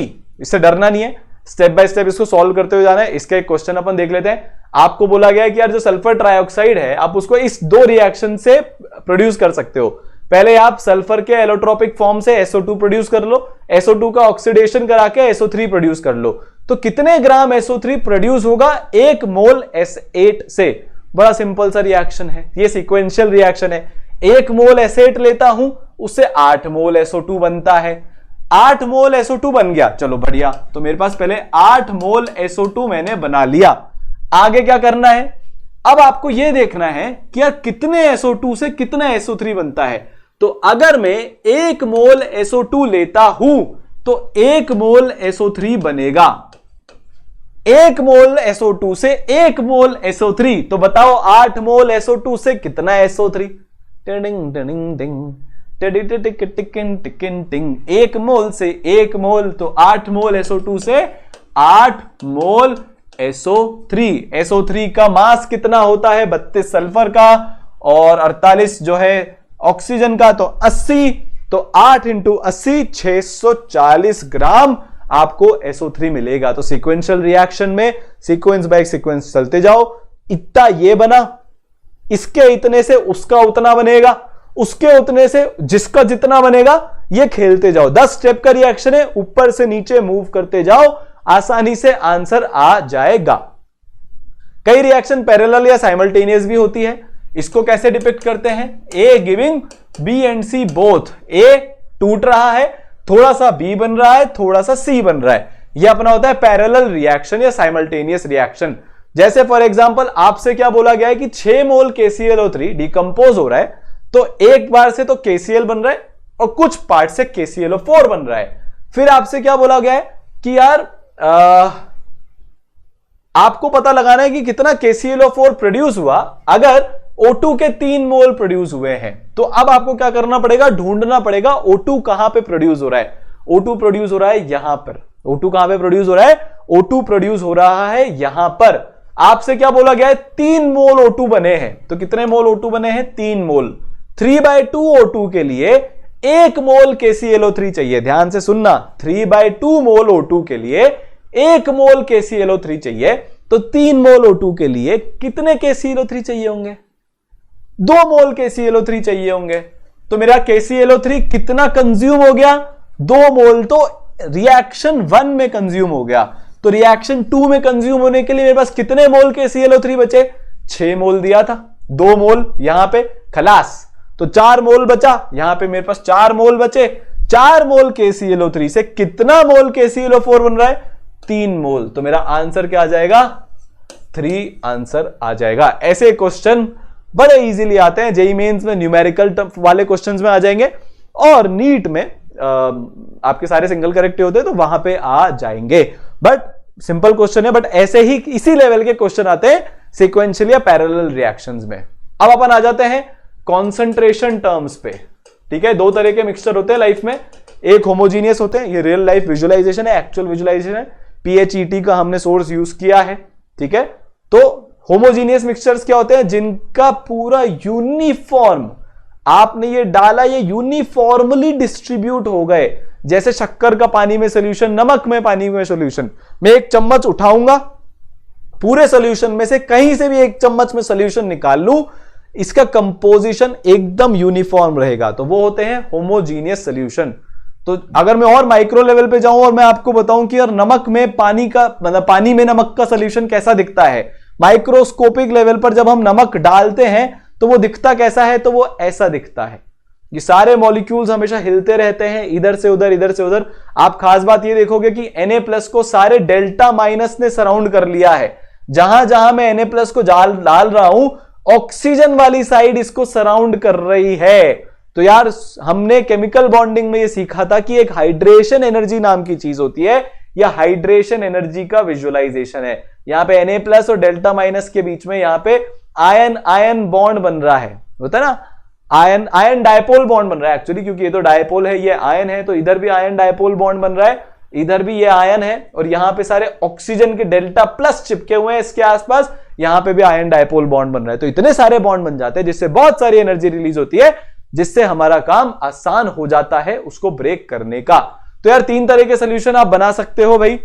आप गैस को गैस में डाल दो, लिक्विड को लिक्विड में, मतलब बहुत सारे तरीके एक्चुअली सोल्यूशन बना सकते हैं, 3 तरीके नहीं, ठीक है। सॉल्वेंट अगर गैस है, सॉल्वेंट कौन होता है? जो ज्यादा मात्रा में होता है इन जनरल, जिसके अंदर हम सॉल्यूट को डाल रहे हैं, वो सॉल्वेंट होता है। तो गैस सॉल्वेंट है, और सॉल्यूट अगर सॉलिड है, जैसे डस्ट हो गया, स्मोक हो गया, ये सब सॉलिड इन गैस के एग्जांपल है। Liquid in gas, water droplets in air, fog जो होता है वो लिक्विड इन गैस है। Gas in gas, air, air के अंदर तो आपको पता ही है कि नाइट्रोजन होती है, ऑक्सीजन होती है, कार्बन डाइऑक्साइड होती है। तो ये सारे एग्जांपल्स है भाई। आप सॉलिड डाल सकते हो लिक्विड में, सॉल्ट इन वाटर, लिक्विड में लिक्विड डाल सकते हो, एल्कोहल इन वाटर है, गैस इन लिक्विड डाल सकते हो, सॉफ्ट ड्रिंक्स जैसे कोको कोला हो गई, पेप्सी हो गई, फैंटा हो गई, तो that is gas dissolved in a liquid. इसको लिक्विड सॉल्यूशन में और अच्छे से देखेंगे हेनरीज लॉ के अंदर। अब सॉलिड भी सॉल्वेंट हो सकता है, तो सॉलिड इन सॉलिड, अलॉयज, आपके घर के ज्यादातर बर्तन अलॉय होते हैं। Liquid in solid, mercury plus silver plus tin, dental amalgam जो दांतों में पहले भरा जाता था वो। और gas in solid, adsorption gas on metal, metal के ऊपर जनरली गैस एड्सॉर्ब हो जाती है, तो वो गैस ऑन सॉलिड टाइप का सोल्यूशन है, ठीक है। एक और होता है हमारा हीट्रोजीनियस मिक्सचर। हीट्रोजीनियस मिक्सचर का मतलब यूनिफॉर्म डिस्ट्रीब्यूशन नहीं होता। आप देखो, अगर मैं इस वाले पार्ट से चम्मच डाल के उठाऊंगा तो मेरे पास ये सॉल्ट भी आएगा, पर अगर मैं इस पार्ट में चम्मच डालता हूं तो मेरे पास सॉल्ट नहीं आएगा। मतलब उस पूरे सॉल्यूशन में अलग अलग जगह का कॉम्पोजिशन अलग अलग होता है, ये होता है हीट्रोजीनियस मिक्सचर। तो बहुत सारी कॉन्सेंट्रेशन टर्म्स होती है लाइफ में, ठीक है, जैसे density, mass upon volume, concentration, एक चीज में दूसरी चीज मिली हुई है। तो हम ये पता लगाना चाहते हैं कि इस पर्टिकुलर सब्सटेंस में, लेट्स से इसका x है, हमने एक सब्सटेंस डाला y, तो हम y अपॉन x पता लगाना चाहते हैं कि कितने सब्सटेंस में कितनी चीज है। सर ये इंपॉर्टेंट क्यों है?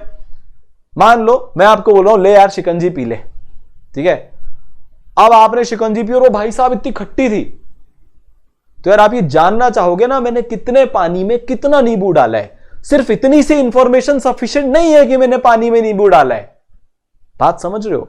यह जानना बहुत जरूरी है कितने अमाउंट में कितनी चीज डाली हुई है। इसलिए हम अलग अलग कॉन्सेंट्रेशन टर्म्स डिफाइन करते हैं, जैसे डेंसिटी मास अपॉन वॉल्यूम हो गया, यूनिट ग्राम पर सीसी हो गया, रिलेटिव डेंसिटी किसी भी सब्सटेंस की डेंसिटी अपॉन डेंसिटी ऑफ किसी भी आपको रेफरेंस जो आपने बनाया है। सबसे इंपॉर्टेंट होती है जैसे इसमें स्पेसिफिक ग्रेविटी, वाटर की डेंसिटी 4 डिग्री सेल्सियस पर 1 होती है, तो इसके रिलेटिव बाकी लोगों की अगर आप डेंसिटी निकाल रहे हो, पानी की डेंसिटी एट 4 डिग्री सेल्सियस को आप डिनोमिनेटर बना रहे हो, तो वो स्पेसिफिक चीज स्पेसिफिक ग्रेविटी कहलाती है। वेपर डेंसिटी हम ऑलरेडी पढ़ चुके हैं, density of vapour at some temperature and pressure, density of H2 gas at same temperature and pressure. जिस पे आपने दूसरे सब्सटेंस के वेपर की डेंसिटी नापी है, उसी एग्जैक्ट सेम टेम्परेचर और प्रेशर पर आपको H2 गैस की भी डेंसिटी नापनी है। दोनों को डिवाइड कर देना है, वेपर डेंसिटी आ जाएगा, ठीक है।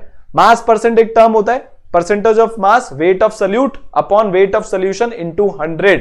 अच्छा, अब इसको आपको ध्यान रखना है, यहां पे वेट ऑफ सोल्यूशन है, सॉल्वेंट नहीं है। सबसे बड़ी गलती जो ये परसेंटेजेस में या कॉन्सेंट्रेशन टर्म्स में बच्चे करते हैं, वो यही करते हैं कि यार वो लोग याद ही नहीं रख पाते कि किसमें न्यूमरेटर क्या है और डिनोमिनेटर क्या है। तो परसेंटेज बाय मास में हम 100 ग्राम सोल्यूशन लेते हैं, तो याद करने की चीज क्या है इसमें कि डिनोमिनेटर में पहली बात तो सोल्यूशन का मास है, सोल्यूशन मास 100 ग्राम, 1 केजी नहीं 100 ग्राम है। तो wait of solute upon 100 gram of solution into 100 मेरा परसेंटेज बाय मास बताएगा। बहुत सिंपल सी चीज है कि भैया अगर आप शुगर डाल रहे हो पानी के अंदर, तो अगर आपको उसका मास परसेंट निकालना है तो आपको 100 ग्राम सोल्यूशन का लेना पड़ेगा डिनोमिनेटर में। न्यूमरेटर में आप लिख दो आपने कितनी ग्राम शुगर ली है। अगर आपने x ग्राम शुगर ली है, आप इसको 100 से मल्टीप्लाई कर दो, तो ये मेरा आ जाएगा x% by mass sugar solution. ठीक है, आया समझ? क्लियर है? बढ़िया। ठीक है, तो अगर आपने x ग्राम सोल्यूट लिया है, 100 ग्राम का सोल्यूशन है, तो बहुत सिंपल सी बात है कि 100 माइनस x ग्राम का आपके पास सॉल्वेंट आ जाएगा, क्योंकि सॉल्यूट प्लस सॉल्वेंट का mass is equal to solution का मास। चलो आगे चलते हैं। मास वॉल्यूम परसेंटेज भाई, तो mass of solute present in 100 centimetre cube of solution, तो this is volume, mass by volume, इसको एक और नाम से हम जानते हैं मास बाय वॉल्यूम। ठीक है, इसमें भी ध्यान देने वाली बात क्या है कि हमने 100 सेंटीमीटर क्यूब ऑफ सोल्यूशन लिया है डिनोमिनेटर में। तो अगर 100 centimetre cube of solution contains 5 gram of sodium hydroxide, then the mass volume percentage will be 5% solution. तो 5% मास बाय वॉल्यूम सोल्यूशन हो जाएगा इस केस में। तो percentage weight by volume is equal to weight of solute in grams upon volume of solution which is 100 centimetre cube into 100। ठीक है, आया समझ में? पक्का? आगे चलें। इसमें गड़बड़ क्या होगी? मान लो आपसे किसी ने बोला है कि भैया मैंने 20 सेंटीमीटर क्यूब आपको एक सॉल्यूशन दिया है, उसमें मैंने 5 ग्राम सोल्यूट डाला है, तो आप इसकी क्या बता दो? आप इसका मास बाय वॉल्यूम बता दो। तो कोई गलती से 5 मास बाय वॉल्यूम मत बता देना, आप इसको 100 से मल्टीप्लाई कर लेना, मतलब 5/20 इंटू 100 इसका आंसर हो जाएगा। कितने में कितना? इंटू 100, तो इसका आंसर आ जाएगा 25 मास वॉल्यूम परसेंट। ठीक है, क्लियर? आगे चले। चलो नेक्स्ट जो कॉन्सेंट्रेशन टर्म है वो है वॉल्यूम परसेंट की कॉन्सेंट्रेशन टर्म। जब दोनों कंपोनेंट्स लिक्विड स्टेट में होते हैं तो हम करते क्या है कि यार आपने कितनी पार्ट वॉल्यूम ऑफ सोल्यूट लिया है पर 100 part by volume of solution. तो बहुत सिंपल सी कॉन्सेंट्रेशन टर्म है, इसमें कुछ भी नहीं है, volume of solute upon volume of solution into 100। ठीक है, अगला हो गया मोल परसेंट। आपने सोल्यूट के कितने मोल्स लिए हैं divided by total moles into 100, ये हो गया mole percent. This is also not important. Gases के लिए परसेंटेज बाय वॉल्यूम और मोल परसेंट एकदम सेम होता है, क्योंकि आप उनको रिप्लेस कर सकते हो वॉल्यूम और मोल्स को आराम से, उनके रेशियोज को। इंपॉर्टेंट अब 3 जो टर्म्स हैं जो आपको हर जगह देखने को मिलेगी, मोल फ्रैक्शन, मोलैरिटी, मोलैलिटी, उनको अब अपन ले लेते हैं। तो मोल फ्रैक्शन आपको दिया हुआ है ratio of number of moles of one component to the total number of moles of all component solute and solvent present in the solution. इसको x से डिनोट करते हैं। सम ऑफ ऑल में मोल फ्रैक्शन हमेशा 1 के बराबर होता है। तो मोल फ्रैक्शन किसके बराबर हो गया? Moles of solute upon total moles. तो मान लो मेरे पास एक चीज है जिसमें A, B, C 3 कंपोनेंट हैं। A के मोल है 2, B के मोल है 3 और C के मोल है 5। तो A का mole fraction denoted by XA will be 2/2 + 3 + 5 which is equal to 10, तो 0.2। B का मोल फ्रैक्शन XB 3/10 0.3। C का मोल फ्रैक्शन XC 5/10 0.5। ठीक है, आप इनको ऐड करोगे XA, XB और XC को, तो इसकी वैल्यू हमेशा 1 के बराबर आएगी। आगे चलते हैं। Molarity, number of moles of solute present in 1 litre या फिर 1 decimetre cube of this solution. ठीक है, आ गया? बस इसको यहीं तक करना है। ये लाइन गलती से यहां पे रह गई, ये कंफ्यूजिंग होता है, इसको हम नहीं पढ़ेंगे। आपको कुछ नहीं करना, number of moles upon volume of solution in litre, number of moles upon volume of solution in litre. 1 litre solution में कितने मोल्स प्रेजेंट है वो मोलैरिटी होता है। This is one of the most important term, सबसे important concentration terms molarity ही होती है। 1 litre solution के अंदर कितने मोल्स सोल्यूट प्रेजेंट है। ध्यान रखना मैं क्या बोल रहा हूं, फिर से रिपीट कर रहा हूं।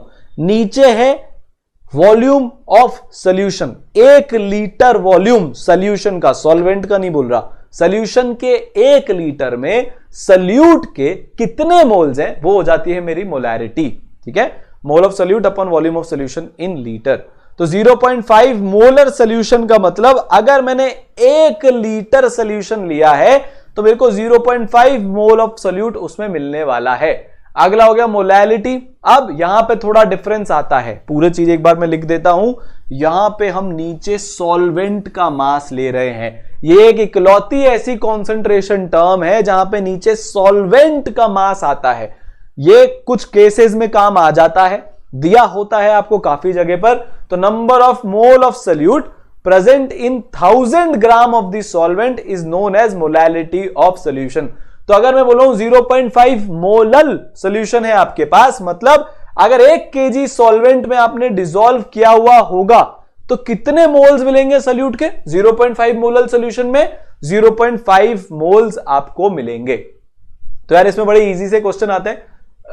जेई मेंस जिसको पहले AIEEE बोलते थे, 2011 में क्वेश्चन आया था कि आपको 5.2 मोलल एक्वस सोल्यूशन दिया हुआ है मिथाइल अल्कोहल का, CH3OH सप्लाई क्या है, मोल फ्रैक्शन क्या होगा मिथाइल अल्कोहल का सोल्यूशन के अंदर। एक्वस सोल्यूशन मतलब मिथाइल अल्कोहल भी है, पानी भी है, और उसमें मतलब आपने बेसिकली मिथाइल अल्कोहल को पानी में डाला है। आपने क्या किया है? मिथाइल अल्कोहल को पानी के अंदर डाला है, और मिथाइल अल्कोहल कितना है? 5.2 मोलल है। तो यार 5.2 मोलल CH3OH मतलब 5.2 मोल्स CH3OH के प्रेजेंट होंगे 1 किलोग्राम ऑफ वाटर में। तो आपको क्या निकालना है? मोल फ्रैक्शन निकालना है। तो मोल फ्रैक्शन कैसे निकलता है? अरे पेन का कलर चेंज, हाँ, ऊपर क्या आएगा? मोल्स, जिसके आपको मोल फ्रैक्शन निकालना है उसके मोल्स। तो मिथाइल अल्कोहल के मोल्स कितने हैं? 5.2 डिवाइडेड बाय टोटल मोल्स। तो इसके मोल्स तो हो गए 5.2। 1000 ग्राम में 5.2 मोल CH3OH था, तो 1000 ग्राम पानी के कितने मोल्स हो गए? 1000 ग्राम पानी डिवाइडेड बाय पानी का मोलर वेट विच इज 18, तो ये पानी के मोल्स हो गए। तो 5.2 अपॉन 5.2 प्लस 55.5, तो मोल फ्रैक्शन आ जाएगा 0.086। 5.2 डिवाइडेड बाय 60.7, सो 0.86। इतने आसान क्वेश्चन आते हैं। एक और क्वेश्चन, अगला क्वेश्चन हमसे ये बोल रहा है कि density of a solution prepared by dissolving 120 gram of urea in 1000 gram of water. तो हमने जब 120 ग्राम यूरिया जिसका मोलर मास 60 होता है, यहां पे ये ग्राम आएगा, इन 1000 ग्राम वाटर में जब हमने डाला 120 ग्राम ऑफ यूरिया को, तो हमारे पास ये डेंसिटी का सॉल्यूशन आया। इसकी मोलैरिटी हमको निकालनी है। चलिए भाई, तो इसकी मोलैरिटी निकाल लेते हैं। तो मास ऑफ सॉल्यूशन कितना हो गया? आपने 120 ग्राम डाला और 1000 ग्राम पानी में डाला, तो मास ऑफ सॉल्यूशन हो गया 1120 ग्राम। तो वॉल्यूम ऑफ सॉल्यूशन कितना हो गया? मास को डेंसिटी से आप डिवाइड कर लेंगे, तो मेरे पास इतनी वॉल्यूम आ गई सॉल्यूशन की। ठीक है, तो मोलैरिटी कितनी हो जाएगी भाई? मोलैरिटी मेरी हो जाएगी number of moles upon volume of solution in litres. ठीक है, तो मेरी मोलैरिटी हो जाएगी भाई 120 अपॉन 60। भाई 120 ग्राम लिए तो 2 मोल्स लिए। ये वाली मेरी वॉल्यूम्स ml में है, इसको लीटर में कन्वर्ट करने के लिए मैं इसको 1000 से मल्टीप्लाई कर दूंगा। यहां पे देखो अपन ने ml में वॉल्यूम ली है, क्योंकि मेरी डेंसिटी ग्राम पर ml में थी, तो वॉल्यूम भी ml में ही आएगी जब मैं इसके थ्रू वॉल्यूम को निकालूंगा। उसको मेरे को लीटर में कन्वर्ट करना है, तो 1000 से मल्टीप्लाई कर दूंगा, आंसर आ जाएगा 2.05 ml।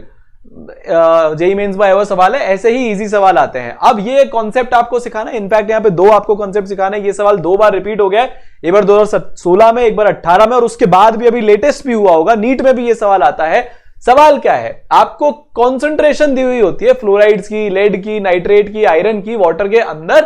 कोई अंडरग्राउंड लेक जो हमको मिला था, वहां से हम बोरिंग करके पीने का पानी निकालते हैं। आपको दिया हुआ है कि यार लेड की जो है 1000 ppb, so this is parts पर बिलियन। तो बेसिकली हमको जब ये दिया होता है तो इसका मतलब ये होता है, जब हमको ये दिया होता है तो इसका मतलब है कि यार इतने पार्ट पानी के अंदर 1000 मॉलिक्यूल हमारे किसके हैं? फ्लोराइड के हैं। 40 ppb का मतलब हो गया 1 बिलियन पार्टिकल ऑफ वाटर के अंदर हमारे 40 पार्टिकल लेड के हैं। ppm मतलब हो गया पार्ट्स पर मिलियन। ठीक है, तो मिलियन जो है अपना 10 की पावर 5 होता है, बिलियन जो है वो अपना 10 की पावर, आई थिंक 10 की पावर 7 इज क्रोर, 10 की पावर 9 होता है। तो मिलियन इज 10 की पावर 6, सो मिलियन इज 10 की पावर 6 एंड बिलियन इज 10 की पावर 9। ठीक है, तो बेसिकली 1000 पार्टिकल्स इन 10 की power 9 gram water. So this is parts पर बिलियन।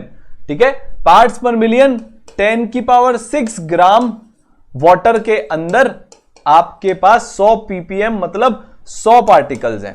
ठीक है, 100 पार्टिकल्स हैं। तो ये अपनी एक और टर्म हो गई concentration terms, ppm and ppb। ठीक है, 1 बिलियन ग्राम पानी के अंदर कितने पार्टिकल्स? तो पार्ट्स पर बिलियन। 1 मिलियन ग्राम, मतलब 10⁶ ग्राम पानी के अंदर कितने molecules, so that is part पर मिलियन। ठीक है, अब आपसे पूछा गया है कि कौन सा वाटर अनसूटेबल है पीने के लिए, क्योंकि उसमें ये मिलावट की कॉन्सेंट्रेशन अलाउड कॉन्सेंट्रेशन से ज्यादा है। तो वर्ल्ड में एक बॉडी है जो ये डिसाइड करती है कि यार ये वाला पानी ड्रिंकिंग के लिए सेफ है, ये वाला पानी ड्रिंकिंग के लिए सेफ नहीं है। अगर किसी पर्टिकुलर चीज की कॉन्सेंट्रेशन उनकी सेट लिमिट से ऊपर है तो वो वाटर पीने के लिए अनसेफ हो जाता है, और किसी में अगर लिमिट के नीचे है तो वो वाटर ड्रिंकिंग के लिए सेफ होता है। तो आपको ये वैल्यूज याद करनी है, you have to learn this. आपको ये वैल्यूज याद करनी है कि अगर आयरन की वैल्यू 0.2 ppm से ऊपर हुई पानी के अंदर तो फिर आप वो पानी नहीं पी सकते। फ्लोराइड की अगर 1.5 ppm के ऊपर हुई तो आप पानी नहीं पी सकते। लेड की 50 ppb के ऊपर हुई तो आप पानी नहीं पी सकते। नाइट्रेट की 50 ppm के ऊपर हुई तो आप पानी वो वाला नहीं पी सकते। ठीक है, तो हमारे को देखो फ्लोराइड की 1000 ppb मिली थी, तो यार ये 1.5 ppm से कम वैल्यू है। ppb और ppm में आपको बहुत क्लियर रहना पड़ेगा। तो इसका आंसर हमारा आ जाएगा नाइट्रेट। तो इसका आंसर होगा 4, क्योंकि नाइट्रेट की अलाउड वैल्यू है 50 ppm दी हुई, आपको जो वैल्यू है उसकी नाइट्रेट की वो 100 ppm दी हुई है।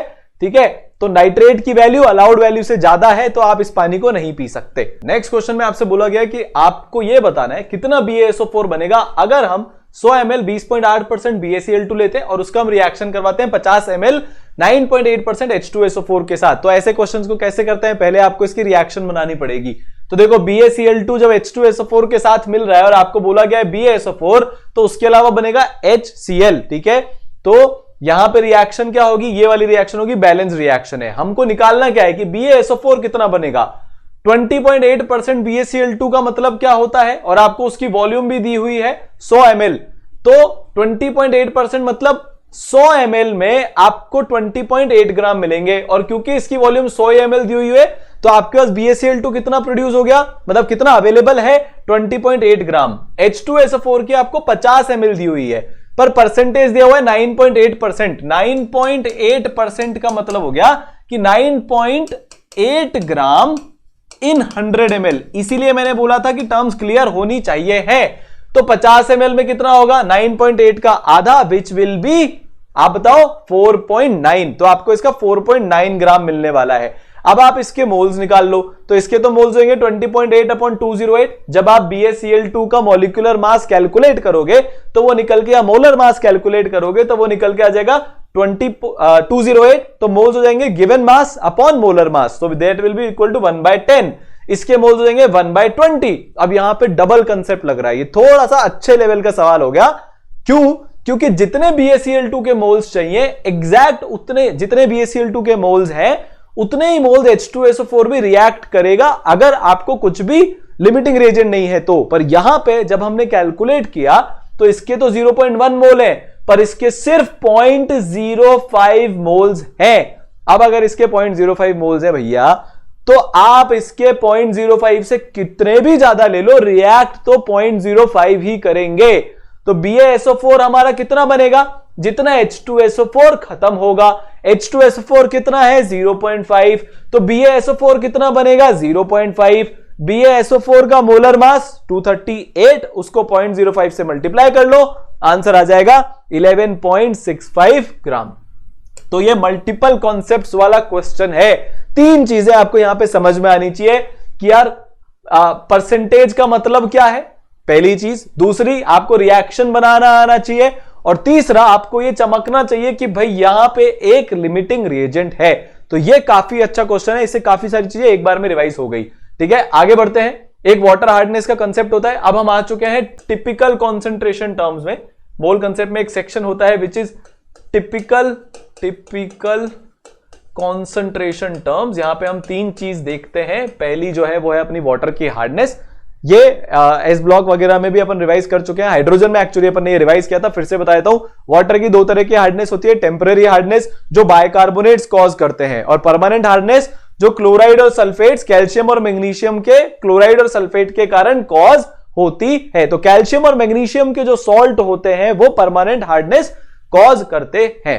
ठीक है, तो हम हार्डनेस को निकालते कैसे हैं भाई, कितनी डिग्री ऑफ हार्डनेस कैसे निकलती है, parts by weight of CaCO3 present पर मिलियन, तो ये ppm में निकलती है, ठीक है, बाय वेट ऑफ वाटर। तो अगर मान लो मेरे पास 40 ppm है ऑफ हार्डनेस, परमानेंट हार्डनेस, तो इसका मतलब क्या हो जाएगा, इसका मतलब ये हो जाएगा कि 40 ग्राम CaCO3 प्रेजेंट है 10⁶ ग्राम ऑफ वाटर में, ठीक है, 10⁶ ग्राम ऑफ वाटर में मेरा 40 ग्राम CaCO3 प्रेजेंट है। तो इस पे अगर क्वेश्चन आ जाए, कैलकुलेशन हो जाए, तो इस तरह से आप कर सकते हो। अगली टर्म जो बहुत इंपॉर्टेंट है, जिससे क्वेश्चन आते हैं, that is percentage labelling of oleum. इसमें क्या होता है, ओलियम या फिर फ्यूमिंग सल्फ्यूरिक एसिड एक सोल्यूशन होता है जिसमें H2SO4 के अंदर SO3 मिली हुई होती है।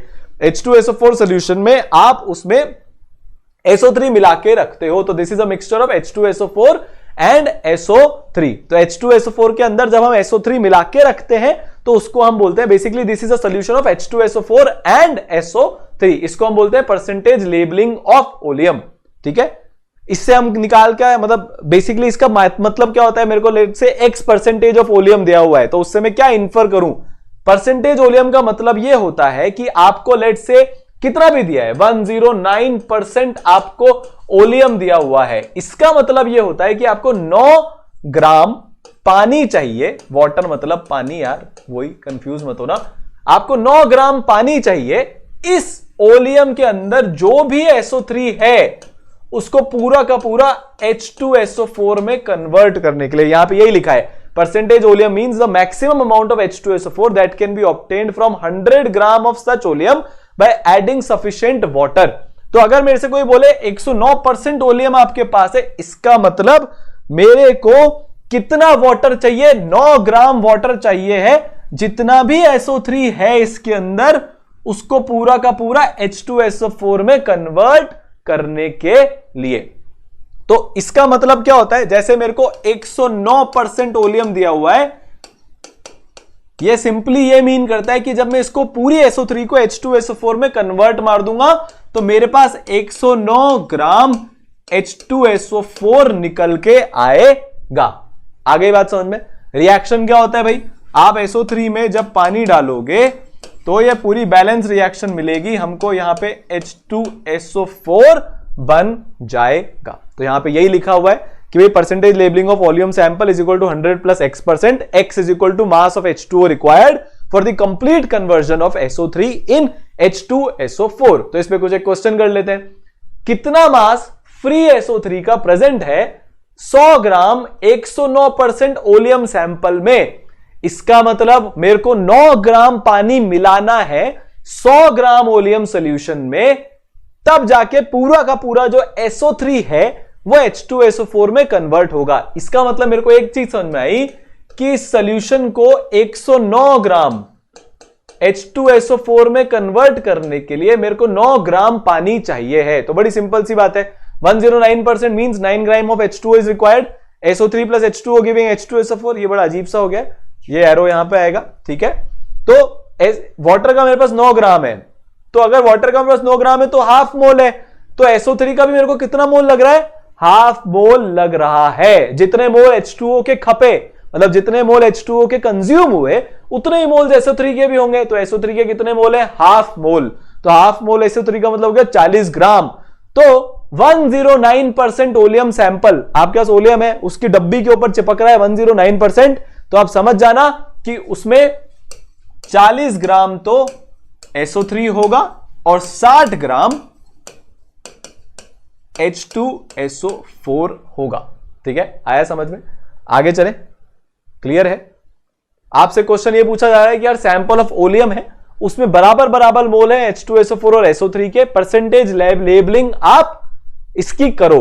तो यार बहुत सिंपल होता है, इसको कैसे करते हैं, आप 1 मोल H2SO4 का मान लो, 1 मोल SO3 का मान लो। 1 मोल H2SO4 मतलब 98 ग्राम इसका वेट होता है, ठीक है। This is 64, this is 32, this is 2 which is equal to 98। इसका आता है 80 ग्राम, तो टोटल 178 ग्राम आपके पास सोल्यूशन हो गया। इस सोल्यूशन को, मतलब इस SO3 को पूरा का पूरा H2SO4 में कन्वर्ट करने के लिए, 1 मोल SO3 को 1 मोल H2SO4 में कन्वर्ट करने के लिए आपको 1 मोल पानी लगेगा, मतलब 18 ग्राम पानी लगेगा। पर हम परसेंटेज लेबलिंग कैसे करते हैं? हम 100 ग्राम सोल्यूशन पे परसेंटेज लेबलिंग करते हैं H2SO4 प्लस SO3 के, ठीक है। तो हमको 100 ग्राम के हिसाब से निकालना है, हम डायरेक्टली 118% नहीं कर सकते क्योंकि गिवन मास 178 ग्राम है। 178 ग्राम H2SO4 प्लस SO3 के ओलियम सॉल्यूशन को 18 ग्राम पानी चाहिए है पूरे कन्वर्जन के लिए इन H2SO4। तो अब मेरे को एक बताओ, 100 ग्राम सॉल्यूशन को कितना पानी चाहिए होगा? भाई 178 ग्राम को 18 ग्राम पानी चाहिए, तो 100 ग्राम सॉल्यूशन को कितना चाहिए होगा? 100 upon 178 into 18 which will be equal to 10.11 gram. तो इस ओलियम की लेबलिंग हो जाएगी 100 plus X which is 100 plus 10.11 110.11% oleum solution हो जाएगा। फंडा समझा? क्लियर हुआ? यार बहुत सिंपल है, वापस से एक बार समझा देता हूं, यहां पे बच्चे थोड़े कंफ्यूज हो जाते हैं। परसेंटेज ओलियम डेफिनेशन सबसे पहले समझते हैं। एक 100 ग्राम ओलियम के सैंपल को कितने ग्राम पानी चाहिए ताकि उस ओलियम के सैंपल में जो फ्री SO3 है वो पूरी की पूरी H2SO4 में कन्वर्ट हो जाए, उतनी उसकी परसेंटेज लेबलिंग करते हैं। 4 ग्राम पानी चाहिए तो वो 104% हो जाएगा, 5 ग्राम पानी चाहिए तो वो 105% हो जाएगा। आई बात समझ में? तो यहां पे हमने क्या देखा, हमको दिया था बराबर बराबर मोल, तो एक एक मोल मान लिए, बहुत ही बढ़िया, वेरी गुड। इनका वेट निकाल लिया, टोटल वेट इतना आया, इतने वेट को 18 ग्राम पानी चाहिए, तो 100 ग्राम वेट को कितना पानी चाहिए होगा? 10.11 ग्राम। तो इसकी परसेंटेज लेबलिंग कैसे निकालेंगे? 100 ग्राम प्लस एक्स 110.11% आंसर आ गया। अगली टर्म है वॉल्यूम स्ट्रेंथ ऑफ H2O2। कितना वॉल्यूम H2O2 आपको लगेगा? मतलब हम वॉल्यूम H2O2 का मतलब क्या होता है कि यार जैसे मान लो मेरे को किसी ने 10 भी H2O2 बोल दिया, इसका मतलब क्या है सर कि आपको इस H2O2 के सॉल्यूशन से जब आप इसको डिकंपोज करोगे तो 10 लीटर ऑक्सीजन मिलने वाला है। क्या मिलने वाला है? जब आप इस H2O2 को डिकंपोज करोगे तो आपको 10 लीटर ऑक्सीजन मिलने वाला है। रिएक्शन क्या होता है? H2O2 giving H2O plus half O2। तो volume strength of H2O2 solution is equal to 11.2 into molarity. तो हमारे लिए इंपॉर्टेंट फॉर्मूला क्या हो गया कि अगर आपको किसी की भी मोलैरिटी निकालनी है, तो that will be equal to volume strength of H2O2 upon 11.2। Sir ये 11.2 कैसे आया? यार एक बात बताओ, 22.4 लीटर H2O2 को जब मैं डिकंपोज करूंगा तो मेरे को 11.2 लीटर O2 मिलेगा। सारी बातें मैं यहां पे एसटीपी पे कर रहा हूं, या एसटीपी पे ही डिफाइन होता है, ठीक है। तो वॉल्यूम H2O2 में ऐसे डिफाइन करता हूं। आगे बात समझ में? तो मेरी मोलैरिटी कितनी हो जाएगी? भाई यार और भी तो हो सकता है ना, ऐसे हो सकता है कि मेरे पास 2 मोलर H2O2 सॉल्यूशन है। 2 मोलर H2O2 सॉल्यूशन का मतलब क्या हो गया कि 2 मोलर H2O2 सॉल्यूशन में 2 मोल H2O2 होंगे तो 1 मोल O2 प्रोड्यूस होगा, तो 22.4 लीटर O2 प्रोड्यूस होगा। यहां पे डाल के देख लो, मोलैरिटी अगर 2 हुई तो वॉल्यूम स्ट्रेंथ मेरी कितनी हो जाएगी? 22.4 हो जाएगी। आई बात समझ में? तो यार इस जो भी लेबलिंग हो रखी है उस डब्बे के ऊपर जितना भी V लिखा है उतने लीटर आपको ऑक्सीजन मिल जाएगी। जो काम का फॉर्मूला याद करने का, मोलैरिटी ये H2O2 की मोलैरिटी है is equal to volume strength upon 11.2। तो H2O2 की मोलैरिटी, ये H2O की मोलैरिटी है is equal to volume strength जो गिवन है आपको अपॉन 11.2। तो ये होता है हमारा मोल कंसेप्ट का रिवीजन समाप्त, ठीक है। आई होप आपको बहुत अच्छे समझ में आया हो, बहुत मजा भी आया हो, और अब आप रेडी हो मोल कंसेप्ट के सारे क्वेश्चंस को एकदम अमेजिंग तरीके से सॉल्व करने के लिए, ठीक है। तो ऐसे ही आप लोग यार बहुत सारा प्यार हम पे बरसाते रहे। ऑलरेडी आप काफी सारा प्यार दे रहे हैं, इससे मोटिवेशन और इंस्पिरेशन हमेशा हाई रहता है। तो अपने पथ पर चलता जाऊंगा, चलने में माहिर बन जाऊंगा, या तो मंजिल मिल जाएगी या एक अच्छा मुसाफिर बन जाऊंगा। ऑल दी बेस्ट, करते रहो, फोड़ते रहो।